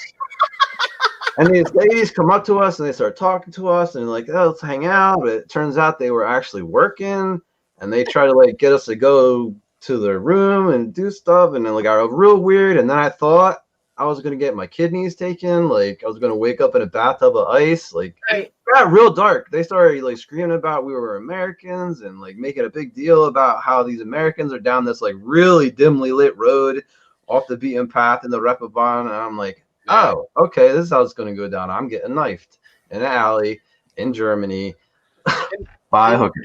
It's funny. Like, one of the things that they would do is they would be like, hey, you know, like, how's it going? And the girls there are, like, not your American hookers. They, like, looked well put together and nice and stuff. Oh. And because it's like a legitimate business over there. Like, yeah. So Nothing So seedy they're going like, on. hey, how's it going? And we're like, oh, no, thank you. And they're like doing one of these jobs, like to like the next girl down the way to give them a signal that we're Americans. You know, obviously we're super rich because we're Americans. Of course. So like, freak, man. You're like, wow, I'm really cute. Oh, wait, no, that's not what it is. Like, But like, so we're over there. We end up getting split up. Ben's cell phone doesn't work in Europe, so I'm the only one with a cell didn't phone. then, yeah. And we get split up, and we're on foot, and like across town from the hotel. There's no way to get back there. I'm like speed walking, trying to get out of there because I feel like I'm about to get mugged, and like trying to get a taxi to take me back to the hotel, but they don't speak English. Like everything's just falling apart, and I'm like, I can't get a hold of Ben. Like it was a mess. I feel like we were like just missing each other somehow. Yeah. Like, and I was like, where did he go? So I'm like hanging out, talking to hookers, like, hey, did you see this guy? He's about this tall, little chubby, has glasses. Like, no, do you want to come to my room? And I'm like, no. You're like, what? You know, like, so I was like, I wasn't afraid. Like, I was like, oh, this is fine. I'm bigger than most of these guys here. I don't know. Like walking around, I'm like, this is cool. But I was like really getting weirded out that I couldn't get a hold of Ryan. So finally somebody lets me use their cell phone, and I called Ryan, and he's like, I'm back at the hotel. And I'm like, what? How'd that happen? So I was like, It just went off the rails real fast is all. yeah. So then I went back to the hotel, and it was fine, but it just was a funny night. Well, if you ever end up in Germany again and you end up in that situation, this is a sentence you need to learn. Ich spiele gern Schlagzeug. Sounds right to me. I'll Google up on I that don't one. want to know what that is. It means I like to play the drums. It'll get you by. I promise you. Right on. Got it. If you want everybody in Germany to think you're slow, just say that. Fine. Oh wow. She wants to travel and I don't. I'm pretty happy with being within a couple miles of my house at all times because I will end up in that situation no matter what. Somebody will whisk her off and I'll be by myself and I'll call her and she'll be at the hotel and that'll be it. I mean, I won't even make it back. Give me a ride, I'm sure. To my death, maybe. It was just all jacked up because we got set up by the 75-year-old lady. Like, it was, Yeah, we were laughing about that how for it a all long time. unfolded. They It was like, tossed her a commission. the heck? So did you guys get your animals and did you make it to the That was all fine. That was like on the off day because we went there like a few days early because you can't just go to Germany for 2 days for a show. Like, so we were just hanging out. So that was fine. We rented an Audi something or other and went cruising cross country. It was actually, that ride was really nice. But Yeah, it was a good time. I think so it was right before Christmas, right? So kind of right about now, actually, the memories are popping up on my Facebook. But October. yeah, so, no, it was the beginning of December. So because it was the December show, remember, it was like odd. So they had all these Christmas villages all over town and like all over different towns.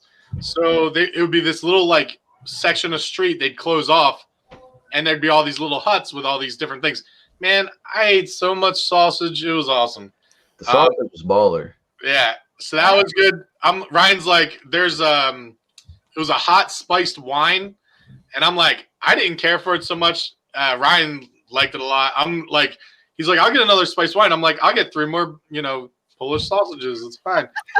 That's what We're she said. Polish. I was waiting for it from JD. Yeah, You said stuff Robert. about putting sausage in your mouth like 3 times now, and JD didn't make a comment. What the hell's going on over there?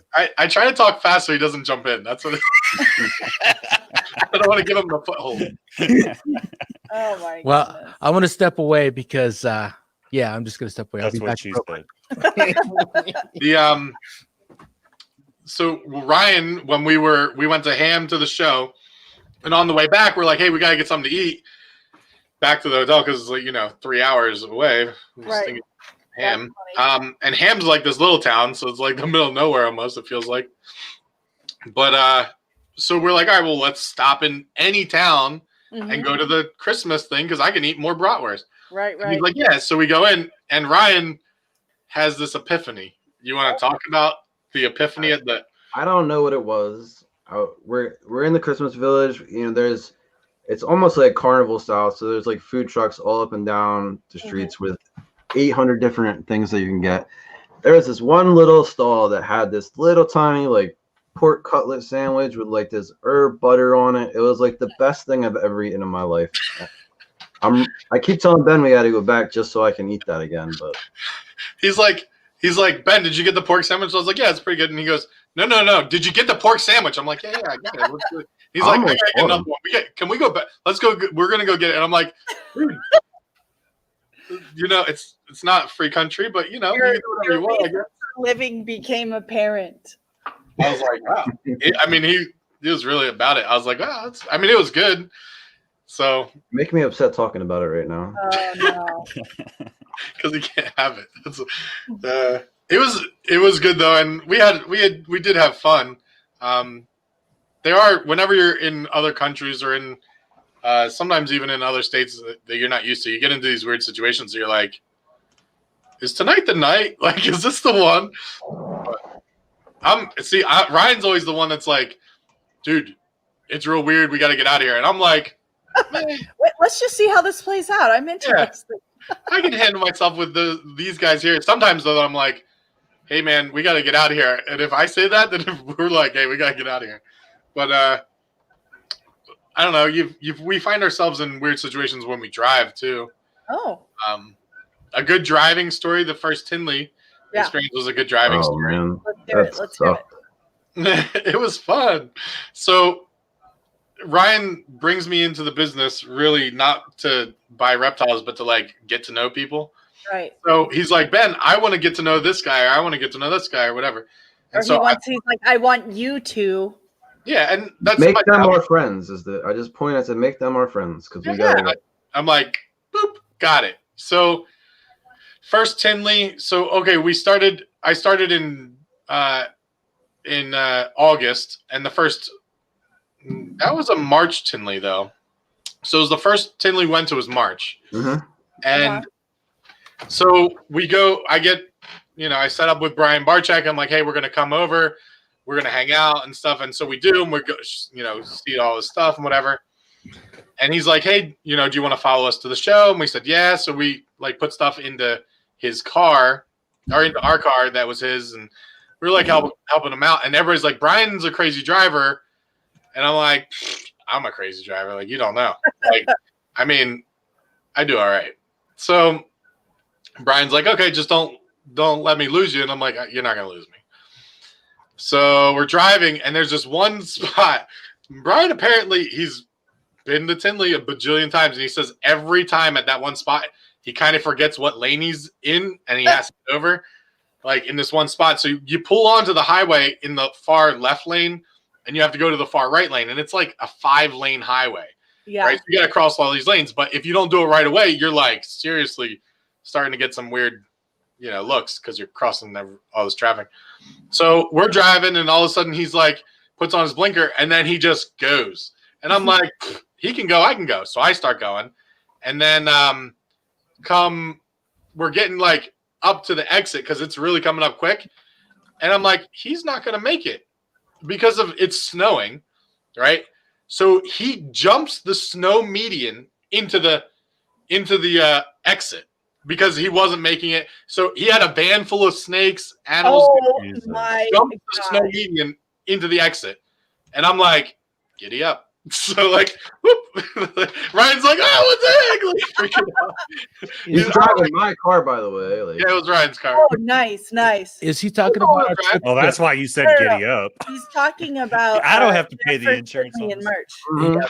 It sounded like our trip to Earl's from the restaurant. No, that was so bad. I'm sure that everybody that left this restaurant turned right. Yeah. Isn't that what you said? And John's following us. On that. Oh yeah, and his wife and kids weren't super tired and irritated. We're super hungry because we hadn't just done a 12-hour drive. Yeah. Oh my gosh, that was fun. So, is most of your trips like that experience? I mean, I just heard the end about the snowbank. Who was it that you were following? They were following Brian Barczak. Oh, yeah. Apparently, he's a crazy driver.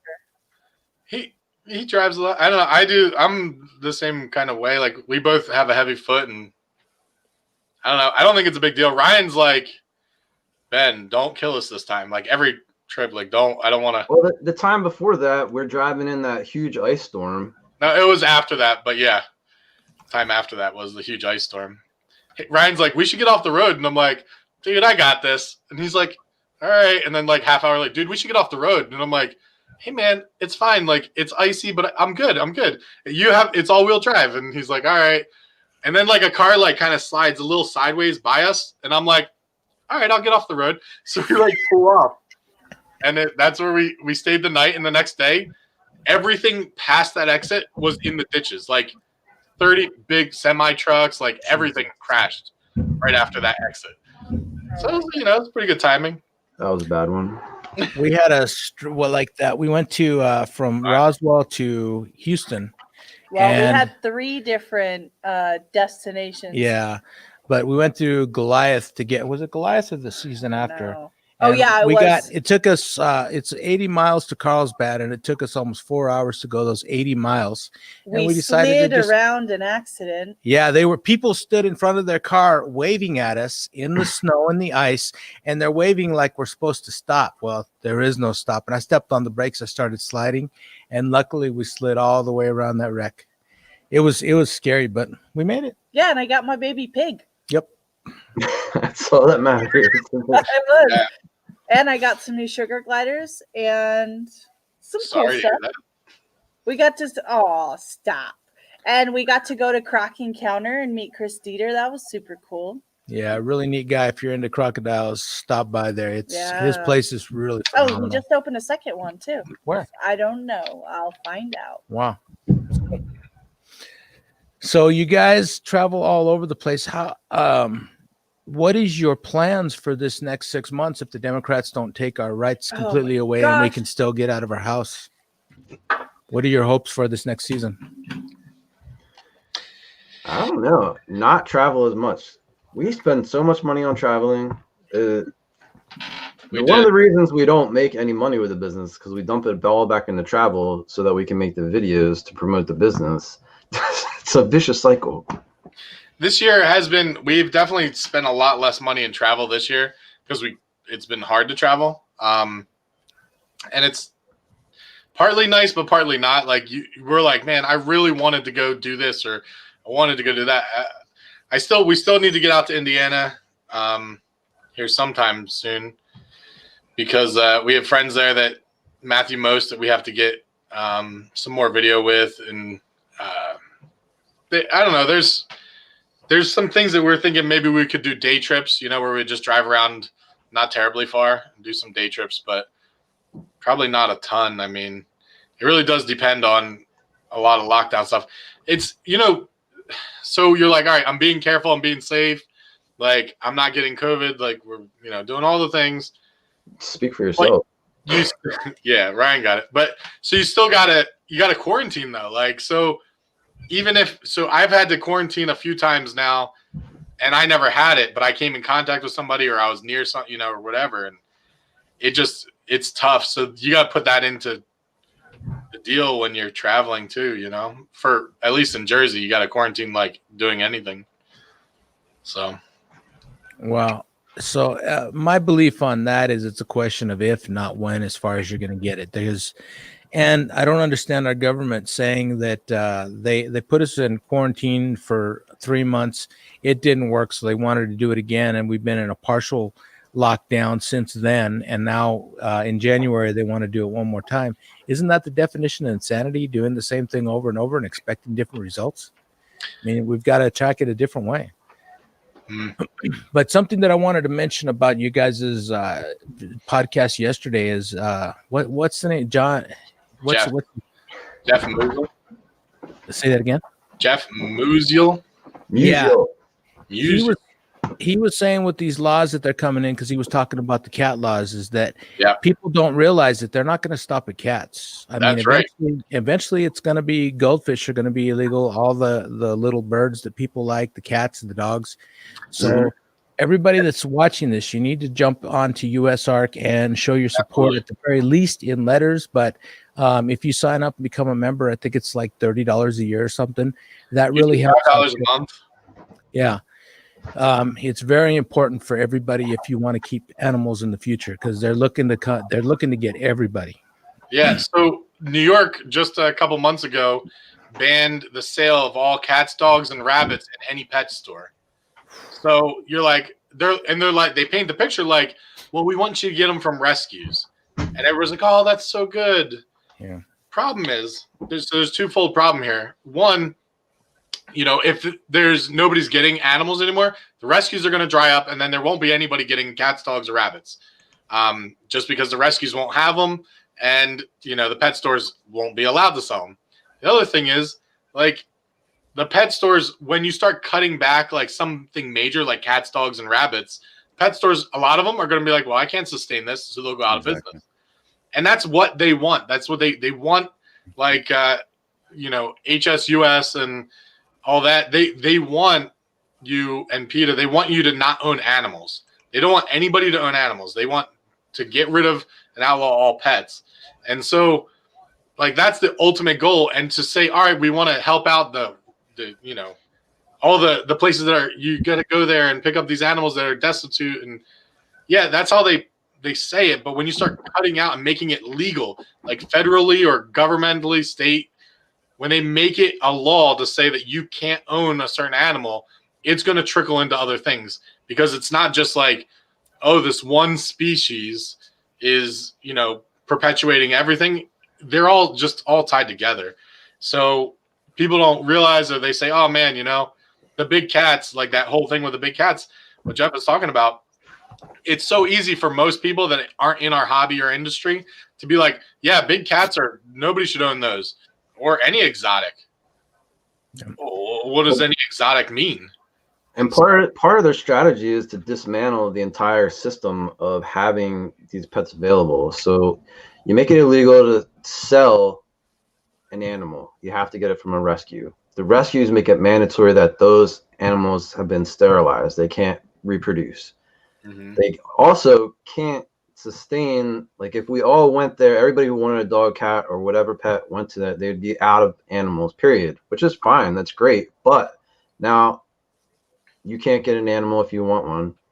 The ones that you can get are sterilized. The businesses that used to sell them have shut down because you took their business away. Not only are they not selling cat, dog, bird, fish, whatever, now they're not selling the dry goods and supplies either. So they shrivel up.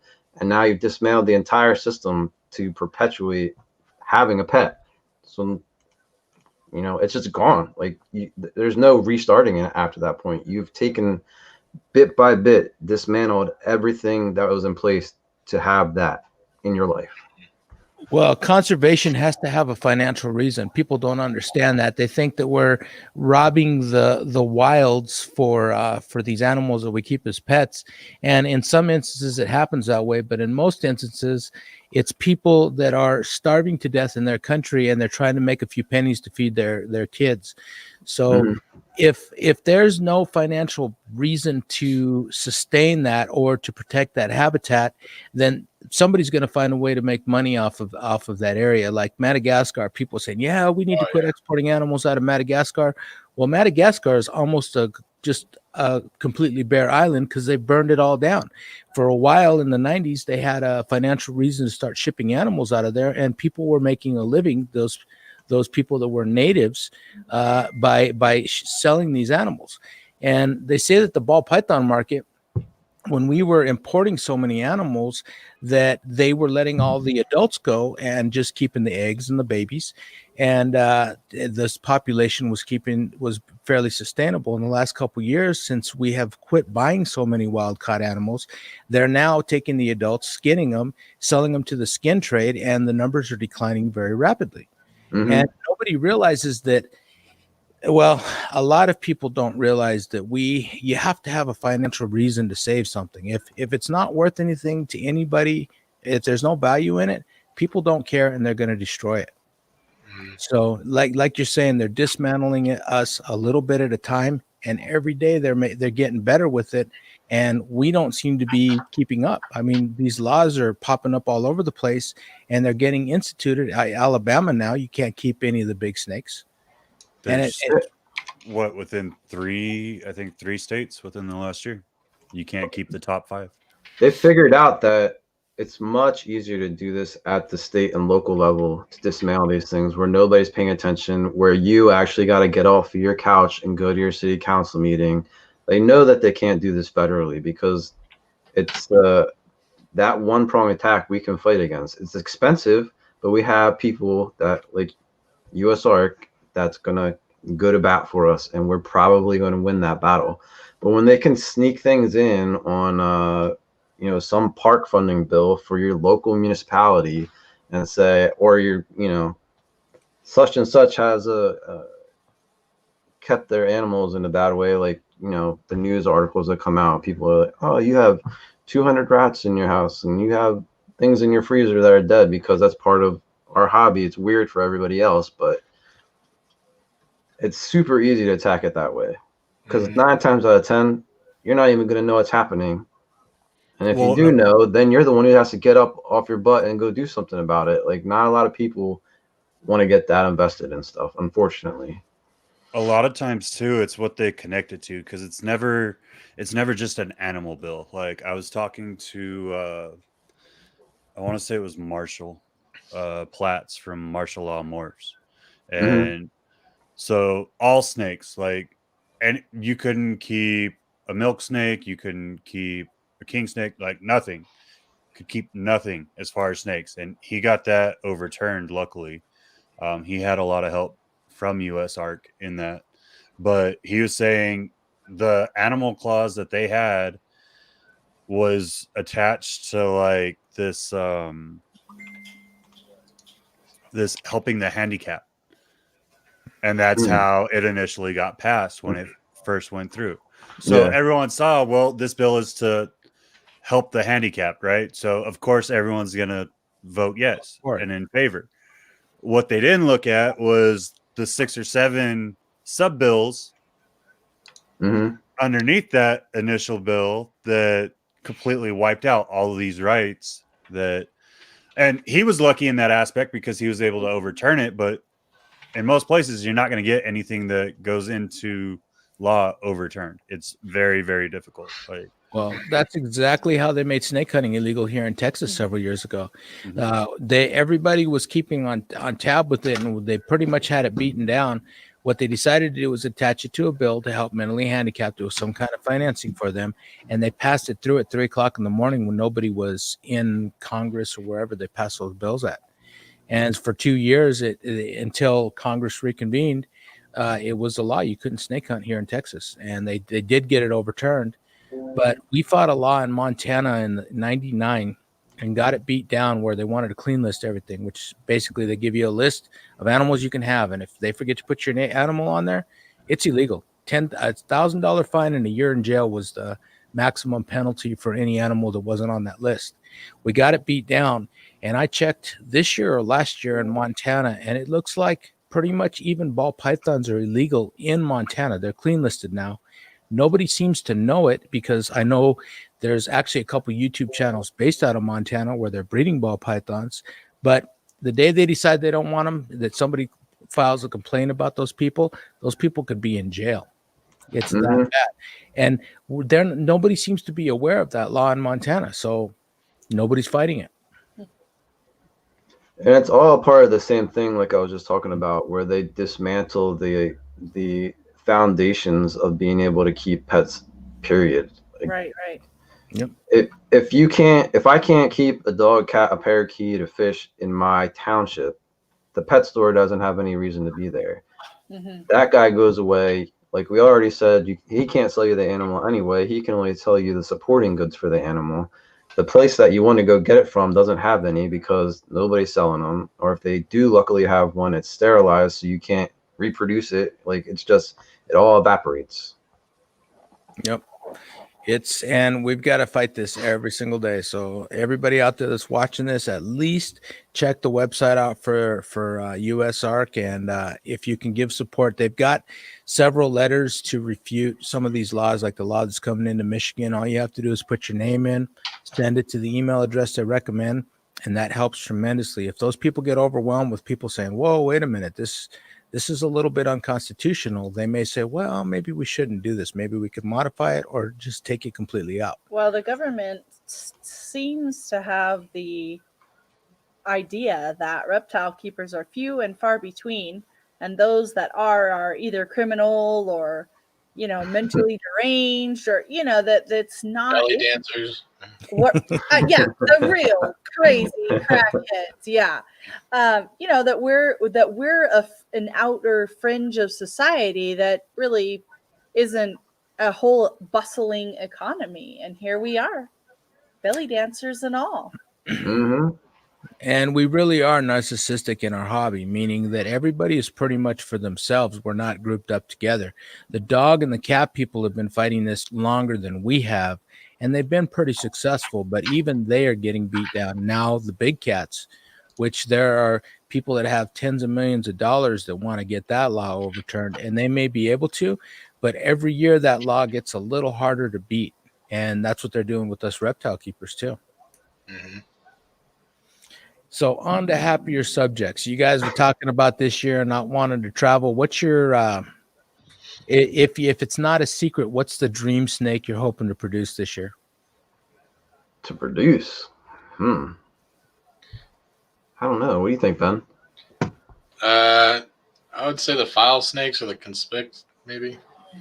Yeah, we're focusing a lot on colubrids this year. I am focusing a lot on the colubrids this year since I have to do all the animal stuff. But I'm focused on them too.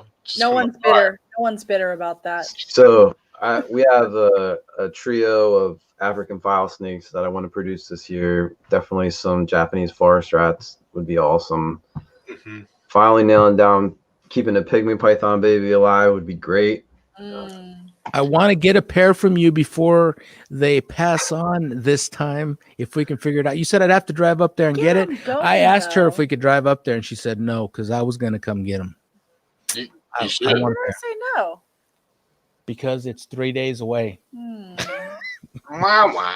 Oh, you were saying you wanted to get them before they It's were only 3 feeding, days. right? Yes, I want to take my shot at. Yes, because how many did you get feeding this year? Or do you not want to share? I shouldn't ask that, but Goose egg. Lost all of them. Okay, not to say that hasn't happened to us. It with has. certain species that we've struggled with. Not often, but it's happened. enough to hurt. It does hurt. It's sad. It's really. It's tough, yeah. But I would I'm like to getting take the a look. shot at them. I Am I have in some trouble? theories. No, I have some theories about how to keep them alive, and we'll share that if we can actually get them to the point where we get them feeding. It's not rocket science, but we've had some milk snakes that were so tiny that I couldn't even put my finger. I had to use a nail to get their mouth open and have someone else help me start force feeding them. And they're now 3 years old and can take a pinky by themselves. Finally. Yes. Right on. Well, let's do that. So yeah, it's a process, and she wanted to do it her way, and she tried it her way, and it took probably 20 minutes per snake, and I could do it in about 5 minutes per snake. And we talked to a guy that uses the same method for venomous, and he said he could do it with a feeding tube and a Q-tip. He could get it in their mouth and down their throat in 10 seconds, which blows my mind. I still want to see that in real life. Yeah. That is impressive. Yeah.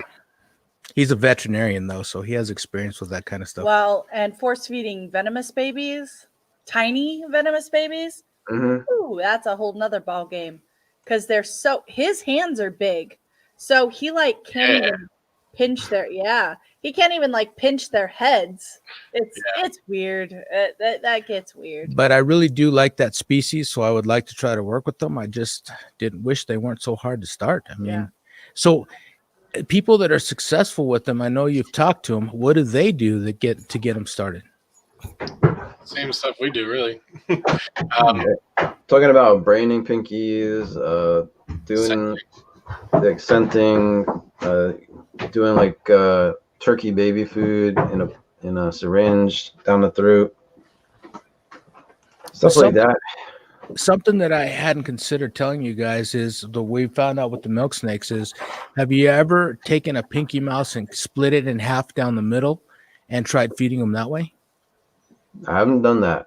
No. Try it. that may work for you, because that's how the guy we got all these milk snakes from, he's also a veterinarian. That's how he does. And for the last couple of years, we've been buying his stuff that aren't taking that. There's another thing we do once in a while where you just put it in a brown paper bag. You put the snake and the animal to where it's like takes away all other distraction, and you like put them in a dark place and just leave them for at least a few hours. You've probably tried that, but Yeah. Yeah, we put them in a deli cup with Yeah.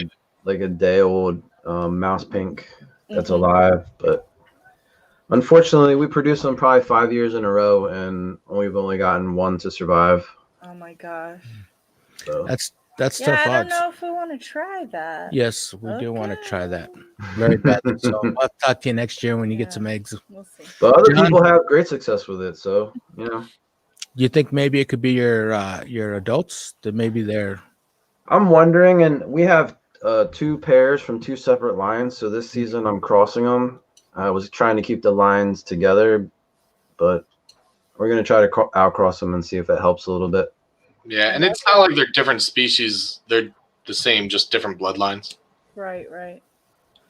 so you guys, how much are you playing around? Tarantula beard.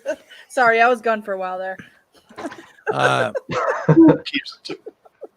So are you only working with the Asian colubrids, or are you doing any North American stuff? Whoa.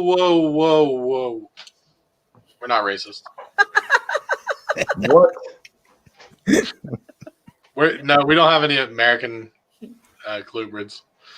How come? We have some African colubrids, some Asian colubrids. Good Mollendorfi. Oh, that was another guy that got me really excited. The guy that does the Asian or the house snakes. I really want to get some house snakes. Dude, house snakes are cool. I saw in about 2001, 2002, a guy brought in the first albino I ever saw. He wanted $400 for it. I should have bought Wow. it. Yeah, when you compare anything to the ball python market, you're like $400 for like one of the top. Like, that's I not that know. bad. Whisk Constrictors is on. Yeah. Wiz. Hey. Oh yeah, he's really cool. You're really making some nice stuff, man. Really enjoy your videos. So you guys were talking about getting into the house snakes. When you guys buy, I take it you don't just buy a pair. You try to buy a colony. Definitely try to do a group deal for sure. It depends. So when we first got into it, we're like, oh man, I really want this one snake. All right, we would do it, But after not long after getting started, we're like, all right, I want to buy this one snake. We might as well add 3 or 4 more, like from the same person. You just might as well do it. And I like to do that for a couple reasons. One, hopefully you can get a group deal, like that's nice. But also, you're buying from a single breeder, so you're putting it, certain animals into Quarantine. Yeah, quarantine for like the same amount of time usually because you're in the same. Mhm. It just makes certain things easier. It's nice to get things from people like that you trust. So when you do something, you might as well do a few of them if you can afford it at least. Or if you can't, then we just try not to tell anybody. So have you ever considered getting into venomous, or do you even have any interest in venomous? I think they're fun to watch other people work with, but I don't need to deal with that hassle, man. Like, it's illegal in Jersey. You could get a permit, I suppose, but it would be a crazy permit in Jersey for that. But I would get bit. Well, you don't work with the animals anyways. It's okay. No, I'm just kidding. I mean, a little bit. this guy. Hey, On tarantula beard. the nice beard had to give some fucking Yeah. love away. You know what I mean? Okay, Poor guy's doing all the work. You're I just need to doing learn logistics on her pretty face. Come on. I got you. Well, that's why he gets the 1 You a.m. love phone me, calls that are great. Yeah. I'm just kidding. I did grab your butt though, so I mean, you have that going for you. Well, I do have that going for me. I mean, you're pretty luscious. Let's be real. I've seen you in a bathing suit. It's true. You've seen the bottom half.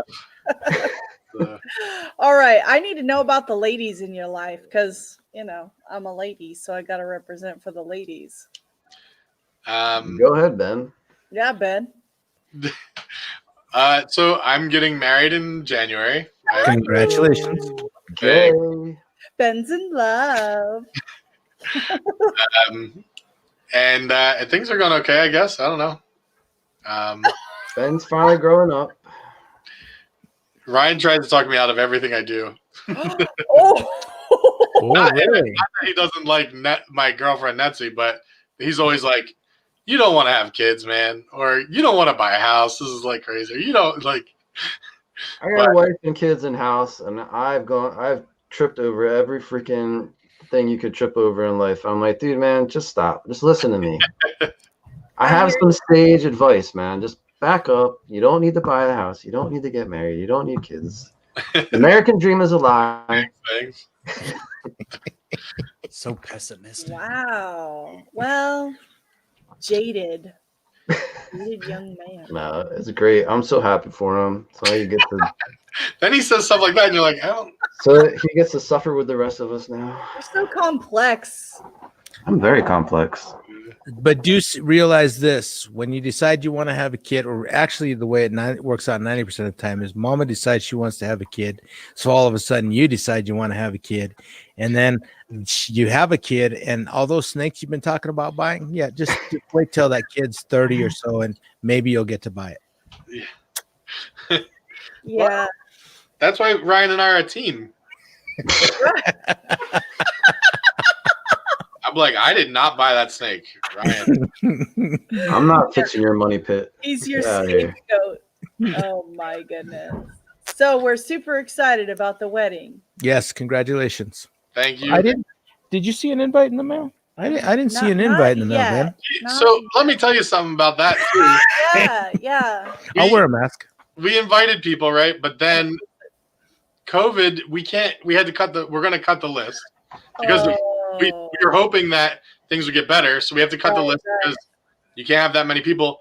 So I'm put into this weird spot where I can have like 65 people is what my max is right now. Right. Well, in January, there's talking about a lockdown, and inauguration day is January 21st. Right. I'm getting married on January 30th. They may all of a sudden say, "Hey, total lockdown, you can have 25 people gather for a wedding."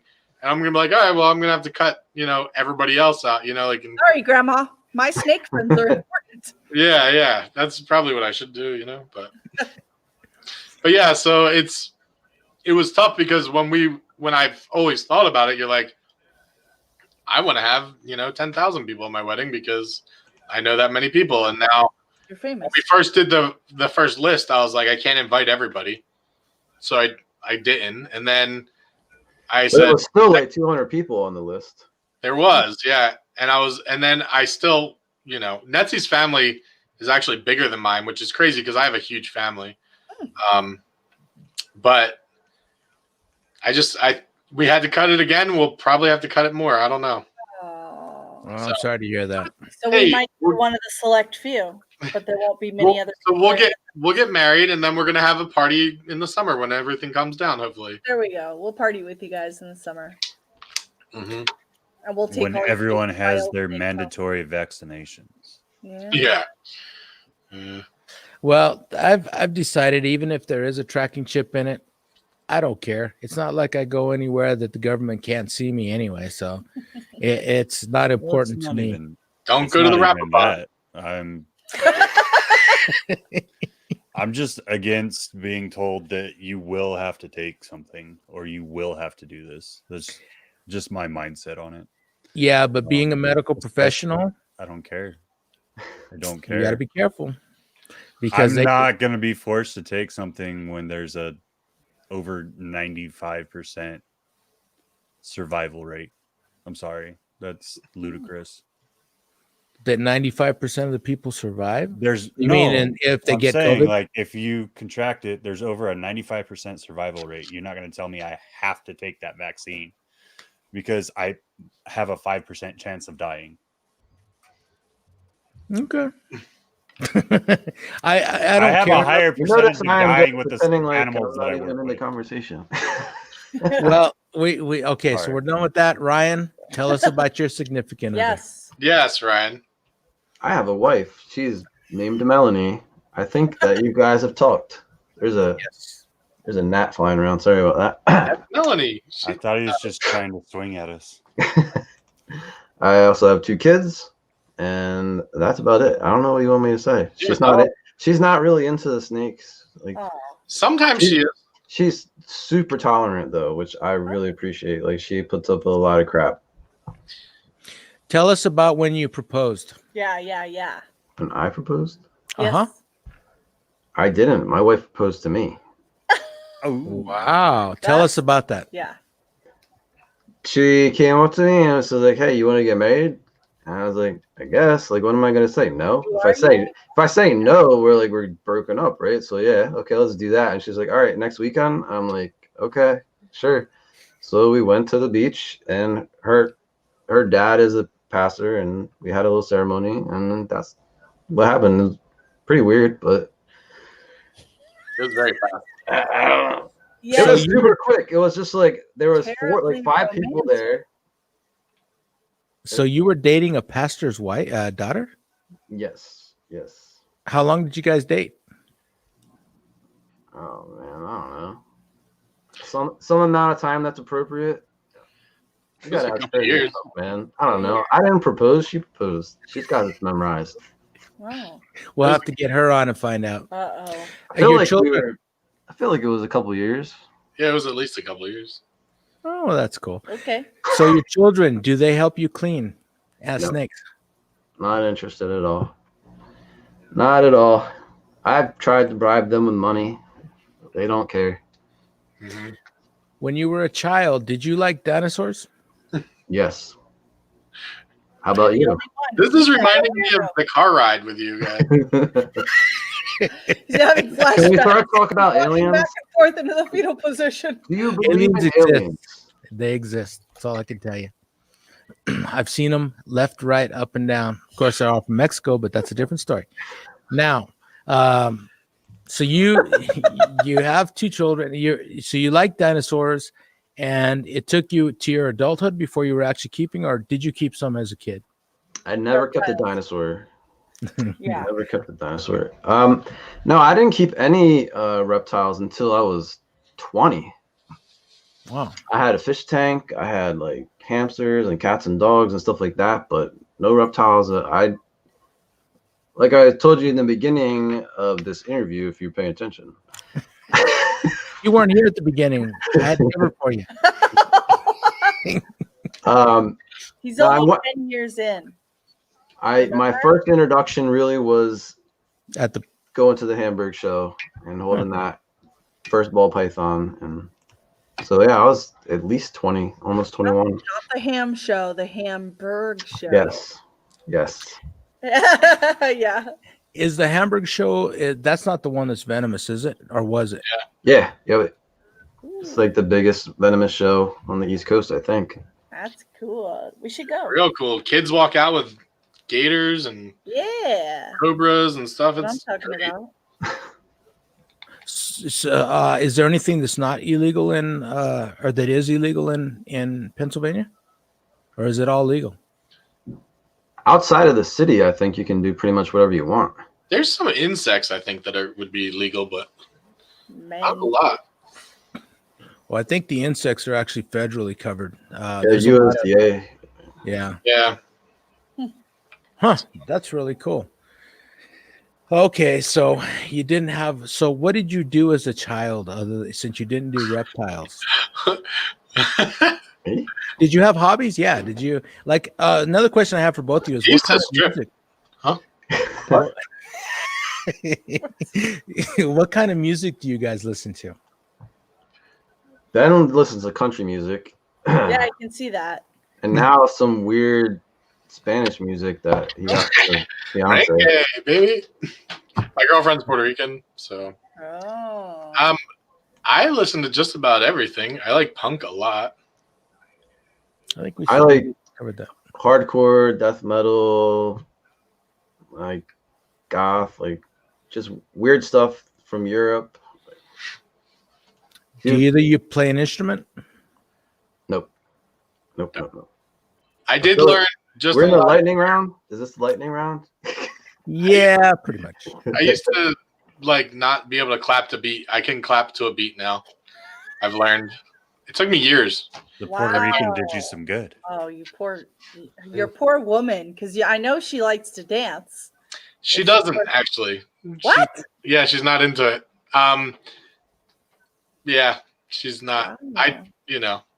It's fine. I'm okay with that because I'm not really great at it either. I have the normal syndrome for most chubby white guys is my top half of my body doesn't do what my bottom half of the body does. Oh, that problem. So I'm like, man, my legs are going really good right now. But then I'm like, why am I looking at them? Because my arms are going like this. So you need to start listening to rap music. That's called breakdancing. I do listen to rap music. Oh man. I had a good question and I lost it. John, you got anything? Come on, John. John's like, can we talk about animals? I thought this was an animal podcast. Well, I did have a good animal question. And So I thought this was supposed to be like history and stuff. Who got you into reptiles? Ryan. Well, okay. and Ryan's friend. Like what influence got it? You started down the path. For me- Solely money motivated. Really? For me, it was Ryan. I didn't know anything about it, so I wasn't into reptiles before that.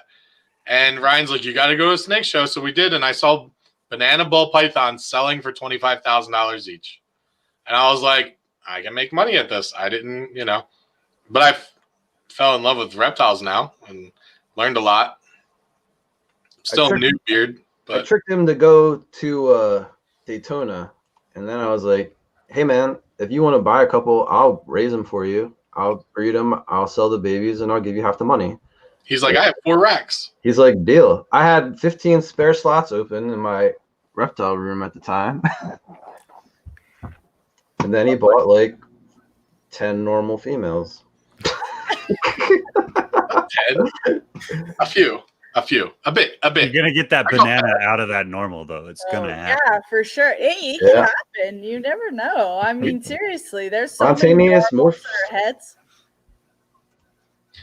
But it's a great thing that he saw the $25,000 bananas, and that's what he based his decision on. Like the worst story in all of ball python history. Yeah, it is. It was a rough one. That's true. He's like, and then 30 days later, they were for sale for $350. Yeah, we finally bought into our first banana.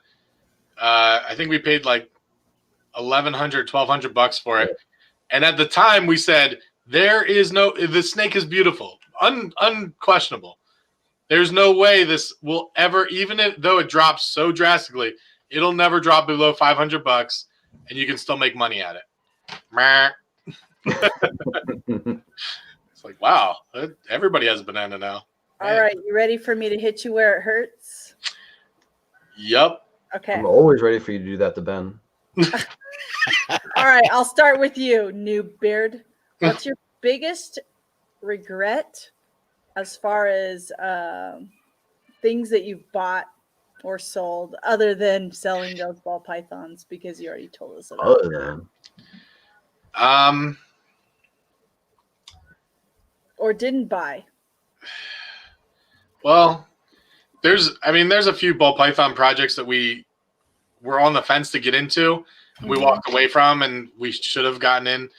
You know, the one right now that I'm having struggle with. So we didn't really tell many people yet, but we are buying into the paint project. And I was talking to Limey last night, actually. He was texting me, and he's like, "Oh yeah, we bought some snakes from him, and but he didn't ship them yet because he's worried about the crazy, shipping and all that, which is fine. And the paint stuff is really cool, looks pretty. And I was like, dude, I should have listened to you like years ago. He came to us years ago and was like, it's probably giving 6 them years away. ago. Huh? It's probably 6 years ago when we talked to him about it. Giving them away, like, oh, dude, $200, like. And Ryan and I are like, I don't know, man. I don't think that I see it. And in the beginning, like everybody thought it was Kodam and it was like not really working and all this stuff, and it was just back and forth. And I said to him last night, like, I should have listened to you. Like, we do trust him. We bought snakes from him before. He's an OG in the hobby. Like, we should have bought into the paint project, and we didn't. And we're buying in now because they're dope. But it's just like we're 6 years behind. Being 6 years behind on that project now is like, yeah. And I think you could say that about a lot of things. I mean, there's stuff like Red Stripe, you know, comes back around. Stuff like I told you about the chocolate, and I bought a Mojave Pied male from Miguel. And then like 3 months later, we decided to get out of Pied. So we were kind of liquidating everything. So it was an adult breeder, and I lost money on it. I took a bath on it, and I'm like, and then now we're like buying back into Pieds, and we're like, oh, that was stupid. You know, like we should just like, I don't know. I kind of regret selling the the blacktail Crebos. yeah, because of those are super cool.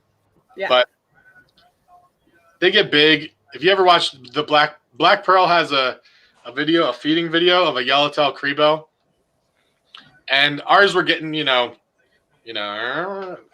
were getting pretty big, and we're like, all right, we got to start thinking about caging. And then Ryan sends me this video, John Michaels has where he's feeding a yellowtail Crebo, and he has 2 hooks, one to pull the bin open and one with a rat in it.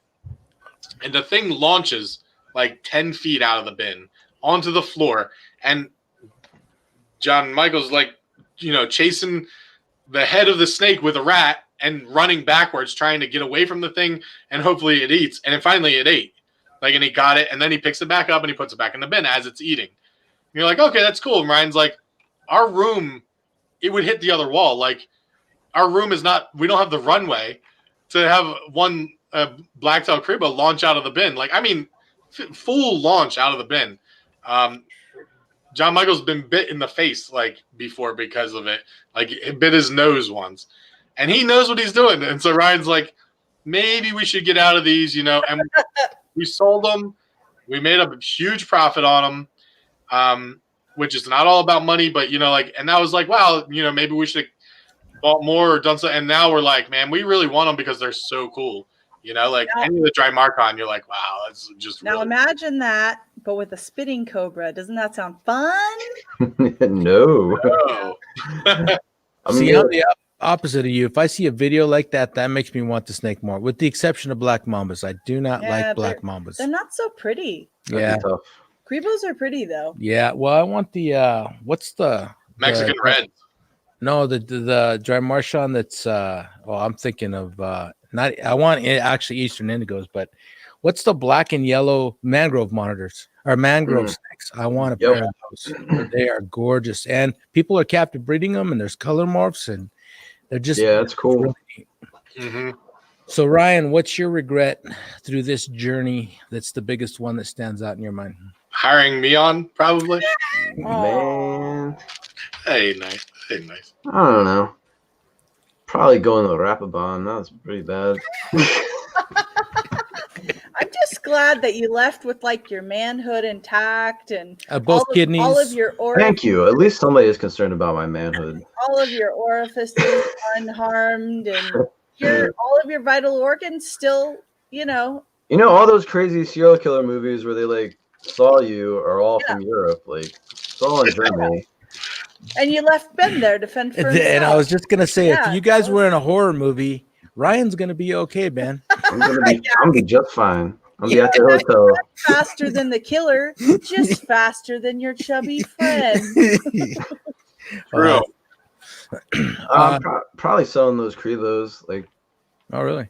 It was I love the species. They're super, at the time we only had ball pythons. So these were super active diurnal colubrids that get big, and they're super curious, and you could learn it's almost like that Velociraptor thing where you can see them watching you and learning your patterns and stuff. So it was very neat.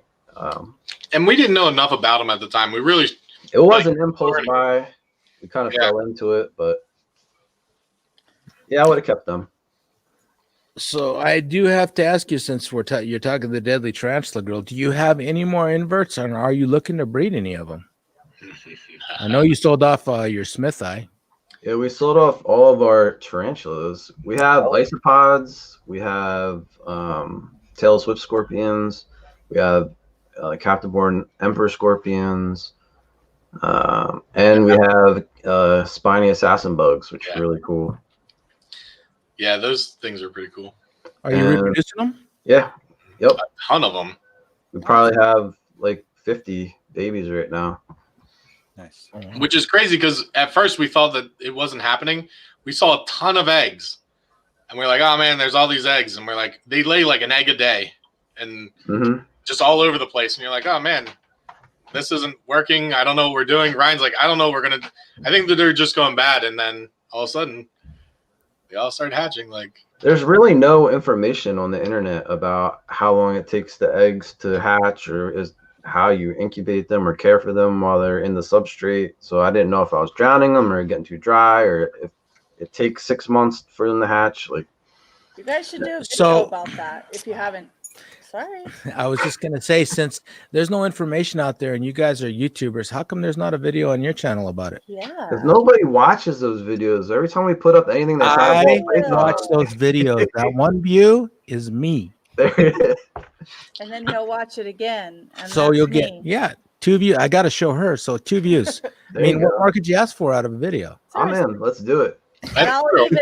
I'll even comment you a smiley face because I'm Nice. that dedicated. No, I'm really Alright. serious. You should do a video if you've got, raising them up the whole 9 yards, and we will definitely share that video for you because that's information that we really want to pass on so other people can do it.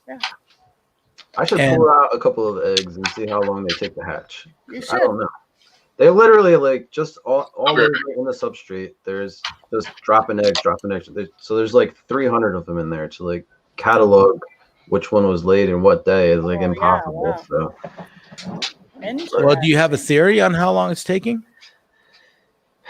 I think I was letting in the beginning letting it get too dry, and then I started aggressively watering it because I didn't know, I was getting frustrated. So I probably killed a bunch of eggs that way, and then I just kind of like did like the middle of the road, and all of a sudden they started hatching. So like I probably just need to leave them alone. But it's probably in the 2-month range, 2-3 months, depending on the temperature. They're probably like 72 degrees where they're at. So Do they have a larval form? they do not. They hatch into little tiny baby assassin bugs. Wow. Super Cool. tiny. They're really cool though. They pack hunt like wolves. They grow to about 2 inches long. They have these huge 1/4-inch spikes on their back. Like they're real awesome. Oh wow. Yeah, please do a video on those. I'd like to see them. And Yep. The other thing that is holding us up on making those type of videos is we need to invest in a macro lens, because getting in there with our regular vlogging equipment is almost impossible. Like, look at that little blur over there in the corner. Yeah, that's cool. Look at it. Dude, I know that feeling way too well. we bought a I don't kit. know how you guys did it. Well, we bought a kit. We we got Zilla sponsored us, so they gave us enough money to buy a 70D with 2 lenses, and one of the lenses was a telescopic lens. And so I had to get about 8 foot away from the table because it was really a telescopic lens. And then we got one that we can put now right beside the table, and it'll really zoom in. But it was actually you, John, that was talking about the one that Brian Cusco has. That it's a big old wide lens, and he can get macro. right. Yeah, he gets right down on them, and it looks really good.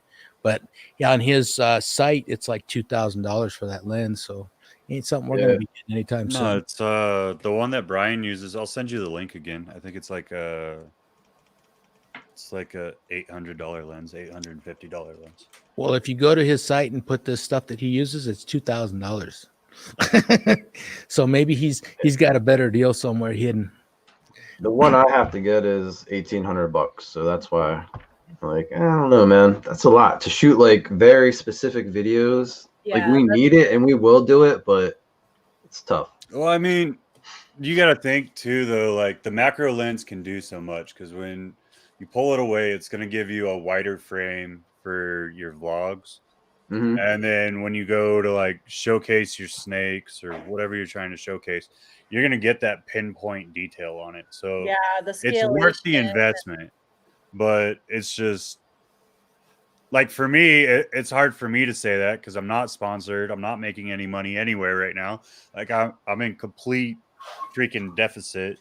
And for me to look at the wife and be like, well, do you want to take $1,000 out of the kids' food fund for the next 3 months so I can make some badass videos? Is just not possible right now. You know what I mean? Yeah, that makes sense. I mean, wait till you have a little return and then Yeah, reinvest it. That makes exactly. perfect sense. And that's something that we've never asked before that we need to start. So what kind of equipment are you shooting all your videos on? And what are you doing your podcasting with? So right now we're just using the paid version of StreamYard and a regular like 4K webcam for the podcast. We have the Sony A6400 kit with a bunch of custom handles and a shotgun mic and a wide angle lens.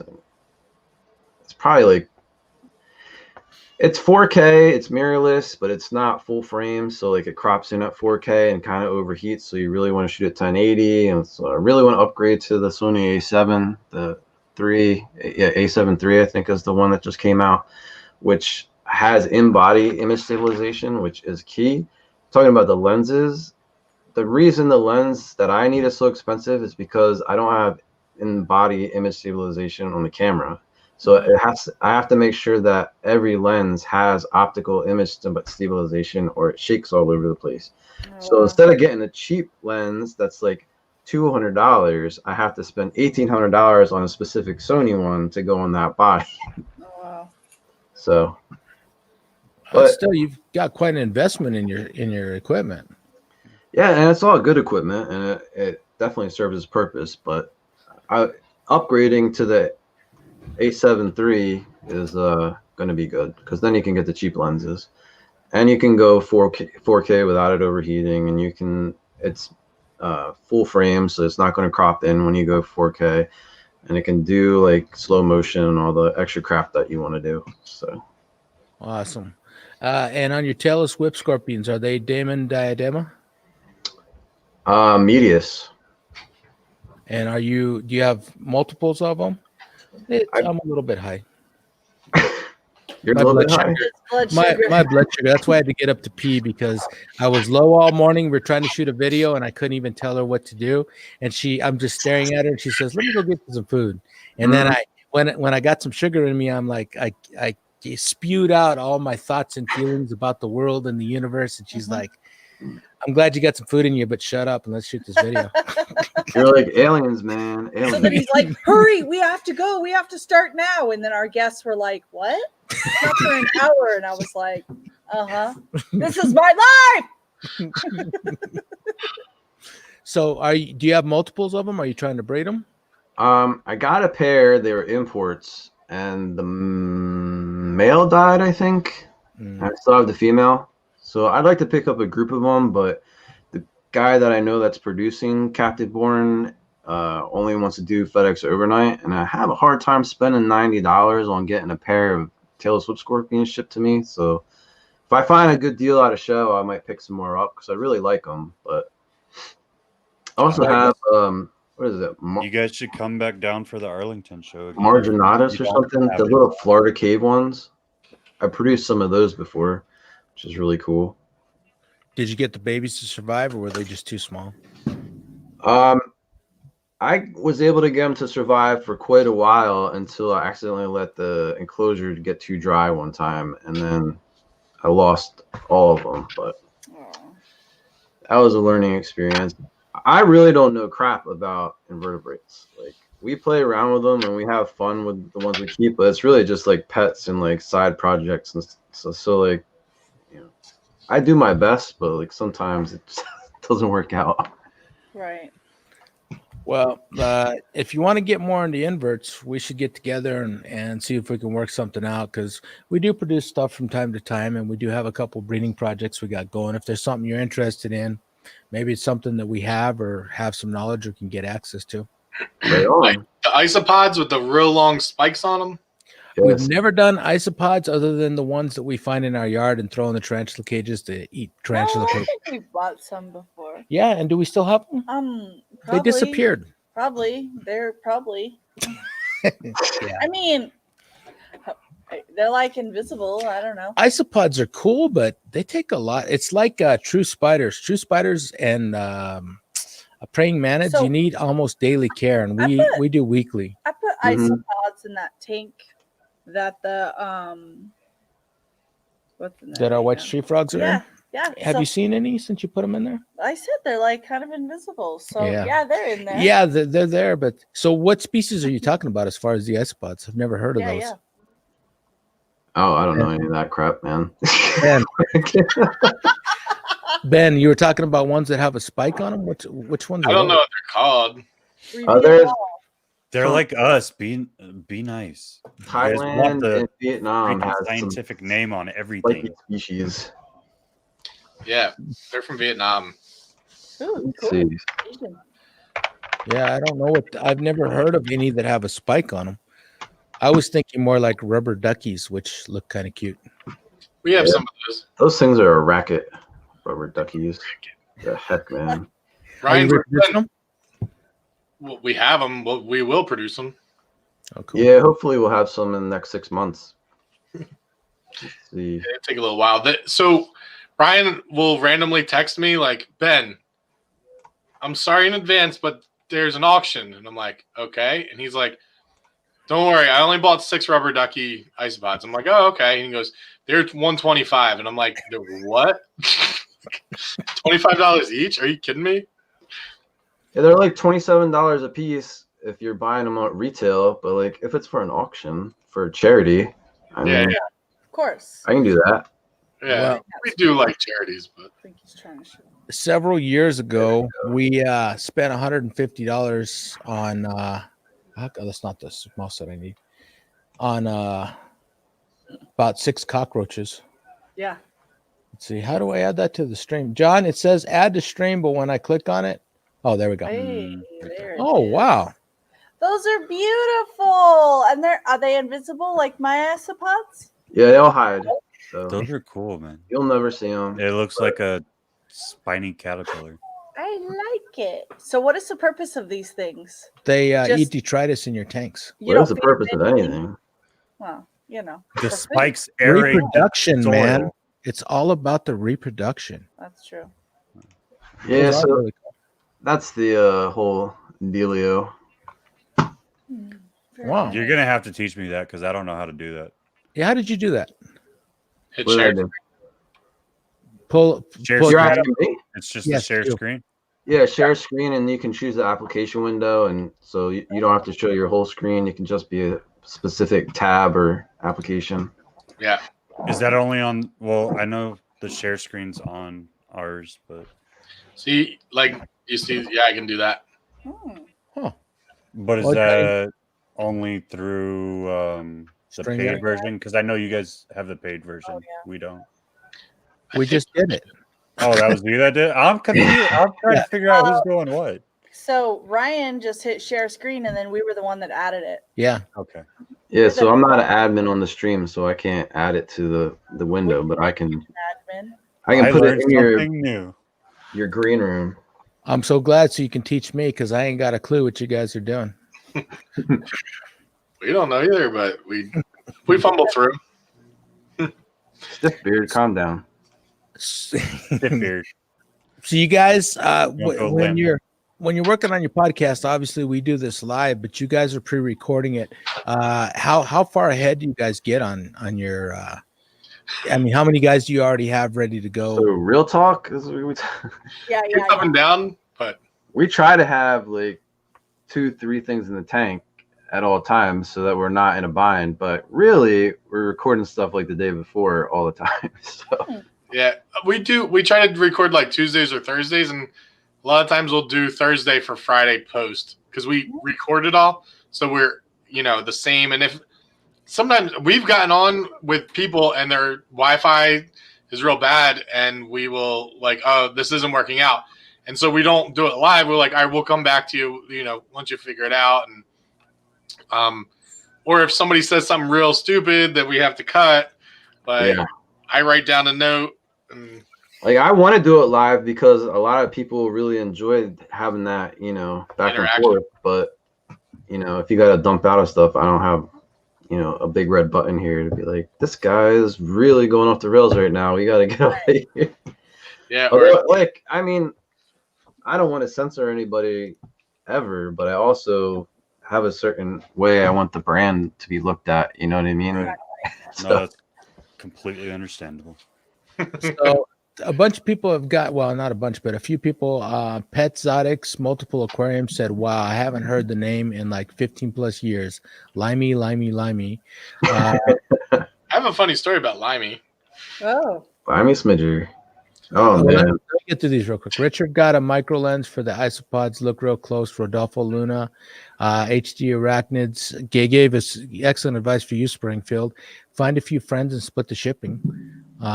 DA said, hello, sorry I'm late. And that is a great idea. We have done that in Roswell because being so isolated. Yeah, when we're ordering big, expensive stuff like racks, we'll be like, hey, you know, you're ordering some, I'm ordering some. Yeah, and you being in New Jersey, you'd think you could find somebody that you could get a couple guys to throw in shipping. Yeah, but I don't like talking to people, so that's the whole thing. That's what you have Ben for. Yeah, that's my problem. So Rodolfo Luna said, yes, ducky are expensive, and cows, which the cows are really cool too. Mm-hmm. Yeah, we have some of them. So funny story about Limey. Oh, man. Is it my story where I was videoing? No. Yes. Oh, goodness. Yes, that was a good one. So we've known Limey for a long time, and he used to come up to Hamburg up by us, and we bought some snakes up here from him. But he's called us and said, "Hey, can you come down and do a show with me? Like we're doing an auction, and and we talk and whatever." But we don't see him as much as we used to. So we ended up down in it was a South Carolina Repticon or something, and we were videoing. Ryan was videoing me, and I'm standing there, and I can see Limey walking up behind Ryan, and I'm laughing because I'm thinking, like Limey would grab my butt, and I think that'd be funny. Well, he gave Ryan the old reach around, and he almost dropped the camera, and I lost it. I'm trying to hold it in, but it was funny. He got a fistful of the front, and I'm holding the camera trying to video him. And all of a sudden, and he's interviewing this guy about something he produced or whatever. All of a sudden, you hear, and I almost dropped the camera. And I'm trying to not ruin the shot at the same time. I felt real violated the rest of the day. He did. He brought it up a bunch of times. I'm like, dude, it's just some guy grabbed your stuff. That's just how it goes. I was wearing shorts. Everything was hanging loose. He really got in there and knocked it around a bit. And I was not prepared. So I take it you never played sports, huh? At least if I was playing sports, I would have had a cup on or something, man. I might as well have been freeballing it. It was funny. I have a couple brothers and friends. After that, but I have a couple brothers and friends, and when you're younger, you have a couple of friends. Thank you. Stuff happens, but Ryan, those guys don't like to have their stuff grabbed, I guess, by other guys. I mean, if it was going to be anybody, it needed to be Limey, but. All right. It was funny, though. Close. All right. Well, I'm lucky in that most people don't like to touch me. Girls, guys, I don't have any problems with anybody touching me ever. So. Yeah, people think he's scary. I just heard that you don't have a problem with people touching you. So, game on, guys. Uh-oh. I said it doesn't happen. I don't know what I'd probably scream just like he does. And then I don't know. I think next Arlington we're gonna have to put this into play and see what oh, happens. jeez. Oh, you're gonna be the one getting assaulted this time. So that is a good question. When are you guys going to be back down Ben, when are you going to come down to Texas and bring your friend Ryan? When are you and when are you going to come to my house? I've never been. Yeah. I don't know. We have to talk about that. We've kind of been trying to figure out what our schedule would look like. It's hard to say, man. I mean, Dag, you are totally dodging this one, Ben. it's tough because the whole traveling thing's been kind of rough, and we've been trying to do it. But then, I just bought a house and getting married. It's going to be a little busy. Ball and chain. Yeah. Well, she's not worried about that. Like she's cool with me going on trips and stuff, but it's a lot going on in the beginning of the year. So we'll see how it goes. And we'll see like if some of the shows happen, like I'm sure that they will, in Texas and stuff, but like Tinley or St. Louis will probably happen. Maybe. Yeah. We were talking about doing some Florida stuff. Florida doesn't seem to care about any of this stuff, so. Well, we had actually talked to Chris We need to get down Eden about having a round table, at the Florida show, so we could just sit around and people could talk, because when we're doing this, people get a little embarrassed, Springfield, and they don't act naturally. So we'd want to try to set up a situation where, when we're talking behind the scenes, we talk a little bit different. I don't talk a whole lot different, but most people do. And we want to try to set it up to where people sit down and talk about things other than reptiles and wrap the reptiles into it. We talk about what's going on in our lives, stuff that really pisses us off. And I'm not afraid to post that, which my son made a big deal. There's this dude named Frog Depot online. And this guy says that breeding horned frogs should just basically be a privilege for the rich. He's saying that if you wanted to do it, it would cost you tens of thousands of dollars to do. And I've done it in a bathtub with a couple of frogs that I bought and cooled them down and put them in there and got eggs and got babies. So it's absolutely ridiculous what he's trying to say. So I have a goal to actually prove to the public that you don't need to spend $100,000 if you want to breed horned frogs, because I think that anybody that has an interest in it should have the ability to do it, and it should have some kind of guidance so that they don't have to be like we are. We were first trying to breed tarantulas or anything, and nobody wants to give any secrets out. And this guy wants to hold all the secrets, and I don't like that. So that's who he wants to punch in the face. Scouty Beard. Oh, yeah. Oh, yeah. So if you could punch anybody in the face right now and get out of jail free, no criminal charges type prize, who would it be? Ben. Definitely Ben. You guys are next.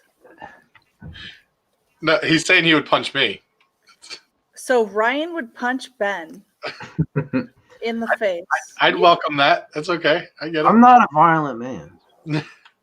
I have no interest in causing harm to people. Except to Ben. Except to Ben. You should ask Ryan.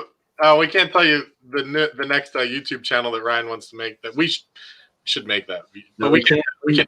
Come on, spill it. Nobody's listening, I swear. No, it's too good of an idea. It's a great idea. But it does involve me getting hurt a lot. It's going to be it's a meme channel. Oh. And it's sort of along the lines of these pop-up restaurants that aren't real restaurants, but like all of a sudden there's a restaurant in one place for one day and then it disappears. Wow. So we're gonna film like 300 videos in advance. Wow. And then drop them all at one shot, and they're going to be real weird and awkward.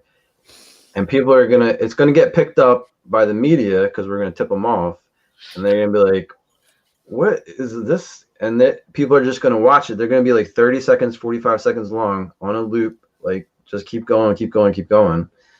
And people are going to get sucked in, and they're not going to realize they just watched 3 hours of a guy getting hit in the face with a baguette. I'm just like, he's going to be like walking around in regular life, and a guy in a costume with a huge baguette is going to whack him right across the face and then run away. And then that's it. And then the next video plays. And the next people are going to be like, and the next video plays. Of these? Yeah. And they'll be like, what the heck just happened? Wow. That's awesome. Send us the link when that happens. Yes. I want to see that. It'll work. Now, don't steal my idea. This is And I want to copyright. comment first whether I was the first to see it or not. Yeah. Well, just on the lines of that, in case you guys didn't know, we actually caught a one of a kind animal. It's the only one It's ever true. caught on It's YouTube. We caught a fairy, Mhm. and this week we're hopefully going to be able to get an expert on to discuss the care and maintenance of it. Yeah. They only found in Texas, and you have to have an English Mastiff, and there has to be certain other events which will unfold in the Actually, live. the first 2 parts of that have already come out. Oh yeah, they have. So keep watching for that. Yeah. So We're actually hoping to get an anchor from Fox News on. yep, a Texas news anchor from Fox News. So Right on. so Violet Beard, who is it that you'd want to punch? You didn't say. Yeah. Come on. Speak truth, man. I think he Violent meant to spell violent too, and that's No. funny. Oh. Violet. Because everybody kept on, because Ryan said he's not a violent person. I want to be a violet person. There we go. I spelled it right. Good save. I don't know. Oh, no. Come on. Just do it. Do it for me. Just say it. Gone herping? What's that kid's Yes, name? please. Oh. Yes. Go her. Sorry, Go herping. whatever. He's a kid. You can't punch a kid in the face. Well, He'll be 18 He's over- eventually. I think he's over 18 now, isn't he? Oh, who I cares? think I he's Just like do it. 16 or 17. It's not that I don't, I mean, I don't know him, so I don't, but Yeah, you know him. He's spewing vile. He needs to be slapped around a little bit. I mean, there's other people in the hobby that I'm like surprised that they are who they are, what they are, but We'll just change it to an open-handed slap then, since he's like a kind of a child. Are you allowed to hit a cripple? That? Believe me. Yes. Just don't do it on camera. there was a couple times, but we're not violent people. Right. They're not violent All right, people. John, Fill it. do you want me to say it for you?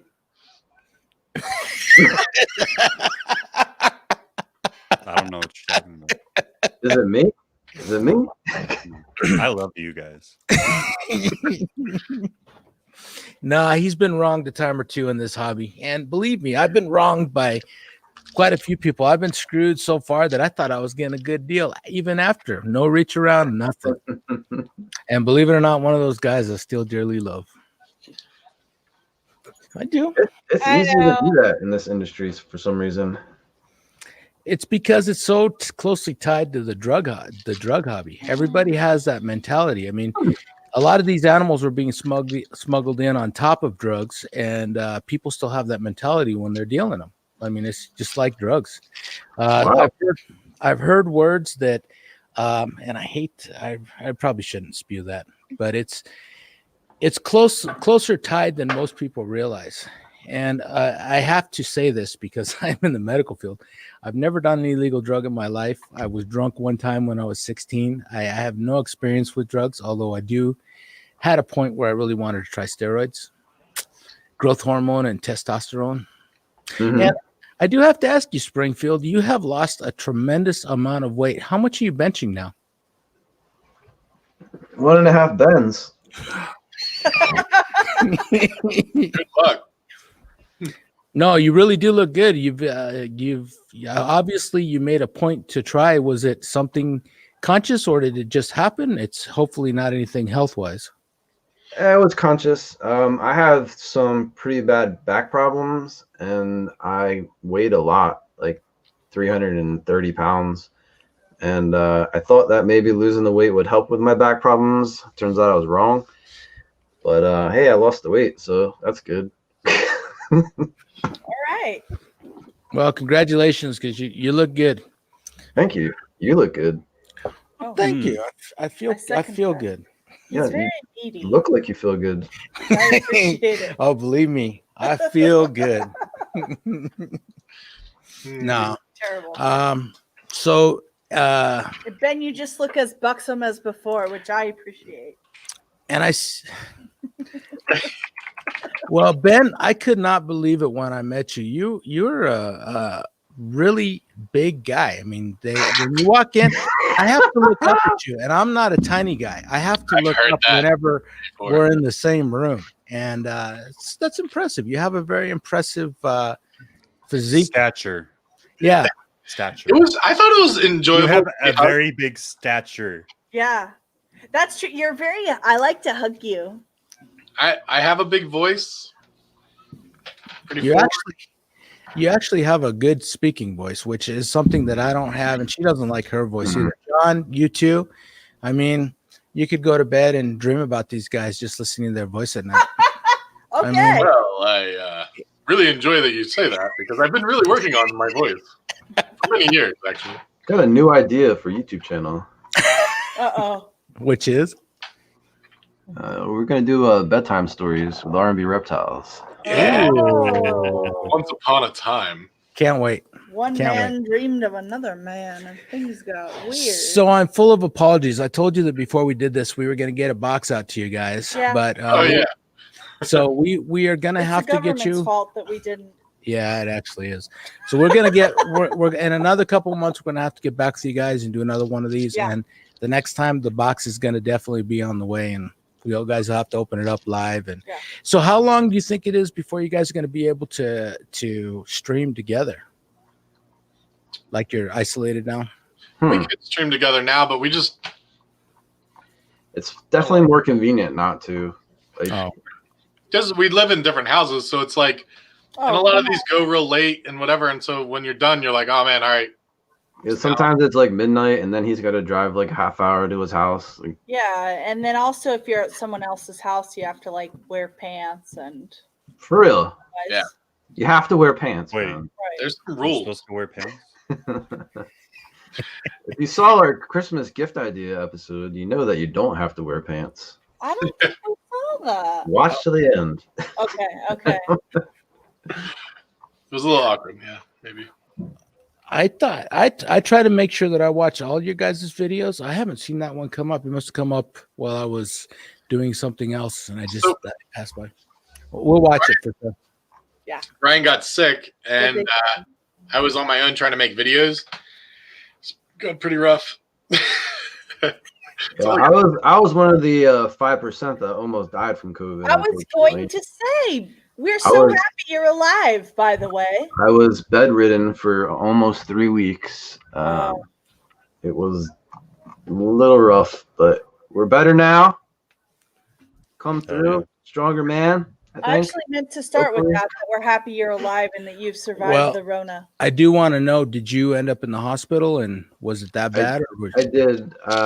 I didn't get admitted, but there was some concern about a clot in my lung. But it all checked out, so that's cool. CT chest PE protocol? Whatever you say, man. I'm in. He doesn't understand all that.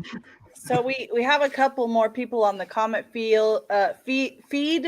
So Confused Beard, Elisa Griffin Davis wants you to know that kid is 18. So that's going to be a punch with a closed fist. HD Arachnid said if nobody sees it, it didn't happen. Ha ha. And Mark Ashton came on to ask how everyone's doing. So hey, Mark, what's up? Mark, my man. And we're all doing pretty good, actually. As far as that guy, it was mind blowing that some kid puts out a video like that, and it swept the nation The so spider strongly. I mean, ball python it's debacle. how did that happen? I mean, how could people even believe that it was? There were people that actually kept spiders that were saying, "Man, I need to We get had rid of no that idea. gene. That's that you know, Mhm. all might have fed well and grown, but I need to get rid of them." And it didn't make any sense. Well, It he was wasn't hysteria. the only one. He was one of quite a few. The only difference was the dude already had a huge following. Yeah, he had like 200,000 people following him. So Yeah. That's crazy. I thought he built all that from the spider video. I didn't know that. I don't know anything about him. He was over 100,000 before he made that video. So what does he do videos about? Have you researched him at all, John? he's just like a pet guy. A lot of people He's a pet send him like free animals that are like quote rescues that they're either like the person who sent it to him has half killed the thing already, and he's gonna take it. But then he like rehabilitates them and then sells them at reptile shows or something. Like, but then he'll call up PetSmart and troll them and like do all this like meme culture stuff that YouTube likes, and there you go. Wow. All right. I have a final question, and if you guys have other questions, that's fine. But this is my closing question for the evening. Do you have a New Year's resolution? And if so, what is it? Let's start with you, John. Put you in the hot seat. Yeah. That John. Not I actually have a couple. Ooh, let's hear them. So one for myself for health. I know everyone kind of makes this, but I've been working on it this year. I've gotten a little bit better. I dropped like 20 pounds, 25 pounds this year, but Nice. I want to continue that. I want to get down to about 200 pounds. So 20 more next year. And then I want to jump into YouTube and the snake breeding and make that full time. So I don't know what level of seriousness that is yet. Like, as long as me and my family are surviving, I'm happy. And it can be a full-time thing. You know what I mean? But I want to kind of find that happy medium where I can have the snakes be full-time, my family gets their time, and then we still have time to do stuff individually between husband and wife, because this year we didn't get any time. It's hard to find a babysitter that'll deal with our three. Nobody's gonna pounce on that. He just came out of the closet as his New Year's resolution, and we're not gonna say anything. I heard. I have to deal with him after, so I can't He say. does. You guys are more than welcome to. I mean, I'm not shy.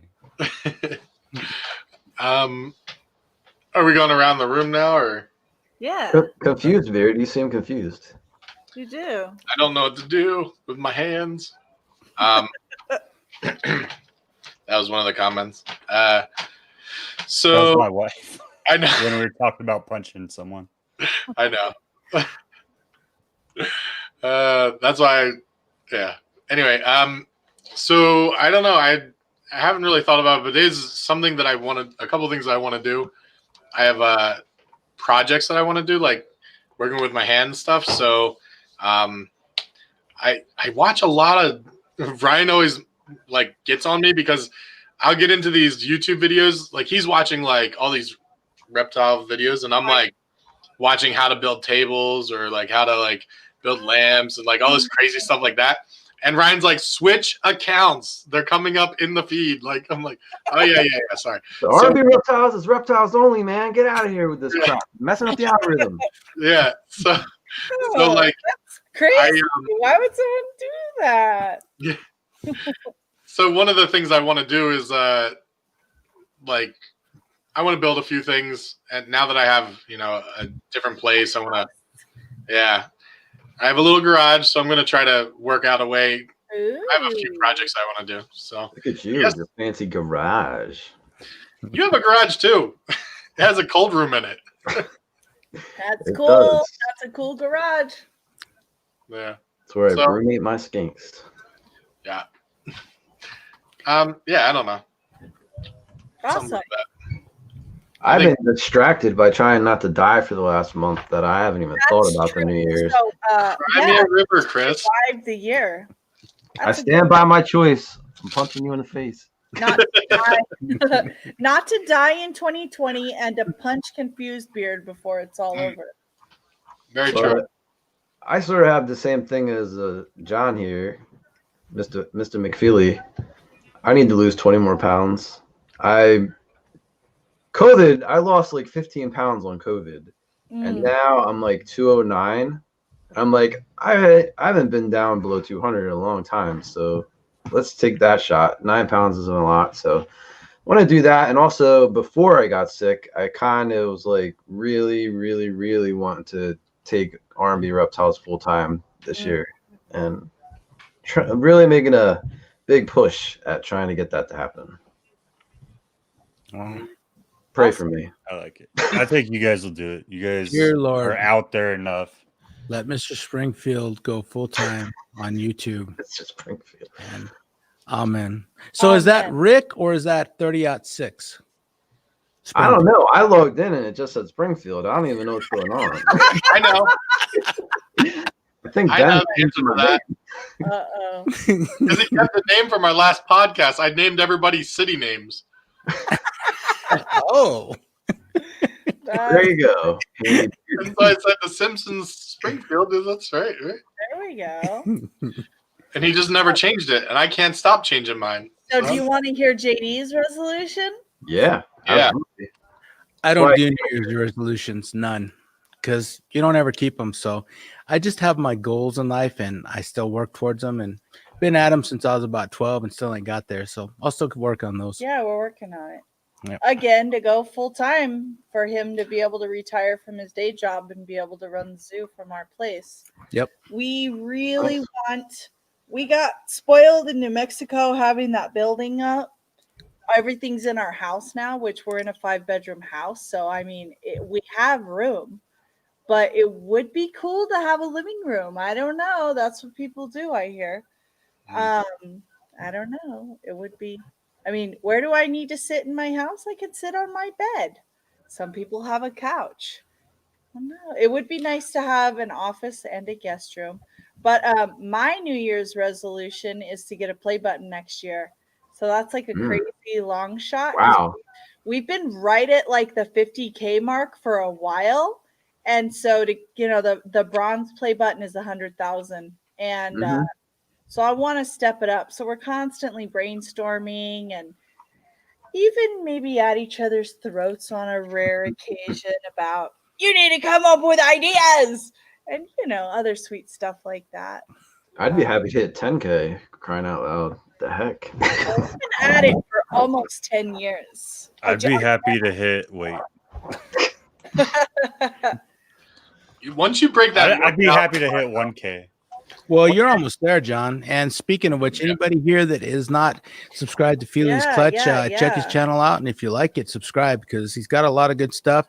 He's putting out more stuff all the time. And he's a veteran. So if you're an American and you are free, If you're a patriot, you would do right it. to this man. Yep. He's a hero. And I'm not being funny. I'm being totally serious. And R&B, if you guys aren't a member, which I'm Yeah, sure oh most God, of these they're people that are freaking watching awesome. us are R&B subscribers because our subscribers, well, we get a few, but Yeah. most of them are from people that we're doing interviews on and John's people. Yeah. So you guys want to say where you can be found and how you can be found and where to call you at 1 o'clock in the morning? Yeah.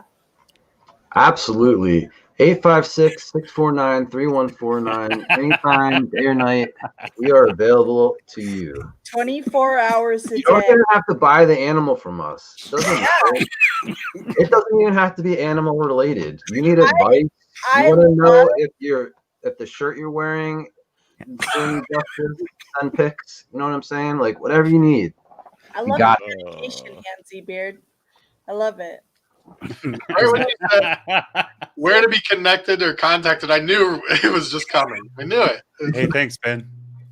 And your physical address of your new house so people can just come to your doorstep if they Mm. want to But- face. No, I'll stop.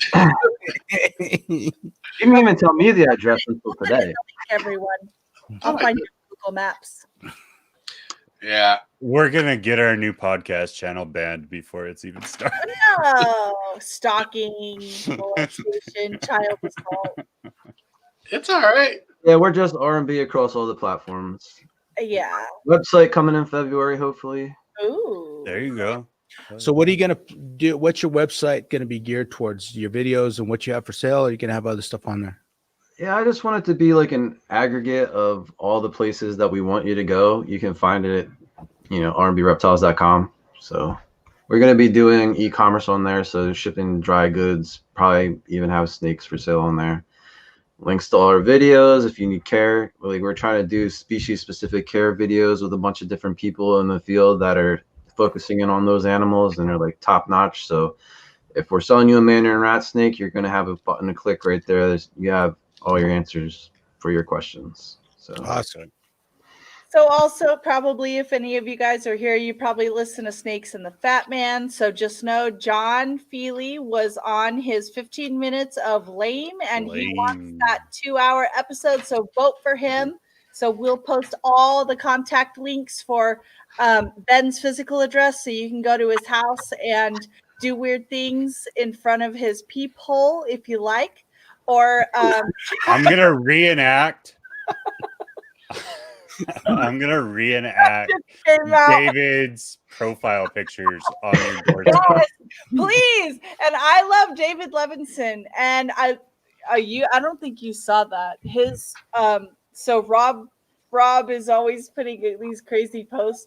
He put started a thread that says, post a picture that you think you look good in. And so people are like, David's totally naked, David Levinson, and he's like, and there's like a little heart emoji like in front of his bush. It's and he's like body's all contorted. you got to go on there and comment that he has to do something about the baby weight. Well, I wrote that I loved that he had perfected a boudoir pose, and he loved it. Yeah. So anyway, please vote for John to be the winner of the 15 minutes of lame, because then he gets a full 2-hour episode, and everybody needs to be listening to Chris Eaton, and everybody needs to be listening to Ryan and Ben. They're on YouTube. They have their podcast, and they're very sexy men. Look at them, and big. They're both big, strapping men. Who doesn't? I'm so proud. Do I look proud? I'm so proud. Look So at that proud. bicep. I know. We need to arm wrestle. Oh yeah. And Ryan's alive. We're all happy about that. And also be sure to check out Herp House Rock. That's their podcast, Yes. and Yep. they're fantastic. There's some really fantastic awesome. episodes of hard to get people. They do some really, really top-notch people that are sharing advice on how to take care of some of these hard to keep Mhm. animals. Yeah. And we listen to it all the time. Seriously. And okay, I'm going to be honest here. Most podcasts, I feel like, there's maybe 2 or 3 out of every 10 episodes is like, really like, oh, I want to hear the whole thing. A lot of them though are kind of stale or they go dry. Yours are always good, and I'm being totally honest. I never dread when he turns on your show, and sometimes I'll be like, oh, this guy, oh man, this is just gonna like go in the toilet right away. I know it. And you guys are so good. I don't know who the brains is behind that, but both of you obviously. It's definitely me. Yeah, so good. Yeah. It was a great idea, and we're loving what you're doing. I'm just glad you didn't get your organs harvested, and It's been a really touch and go couple of years, hasn't it, man? Woo. it has been. Right on that razor's edge. We've all survived 2020 and so much more. So let's all tip our health drinks and cheers. Love you guys. Thanks for coming on the show. Come on, Ryan. And You're we're holding the deal up. gonna have to get together and do it, and get together and We're coming to your house, Ben, before you know it. Invited or not. yeah, we'll have to get together and shoot some videos. And you have to come to our house too, because we're friends. That'll be Yeah. awesome. And then we can all get together because they're not that far from me. That's Well, John, true. that's us. You're part Yeah. of this, so Yeah. one way or another, you're coming with. Love you I know. guys. Thanks for listening. Take care, You're everybody. the best. All right. Thanks, guys. Are we going to the green room now? Yes. Maybe. Drinks and Come on, snacks JD. everywhere. Do it I'm fast. trying to get it.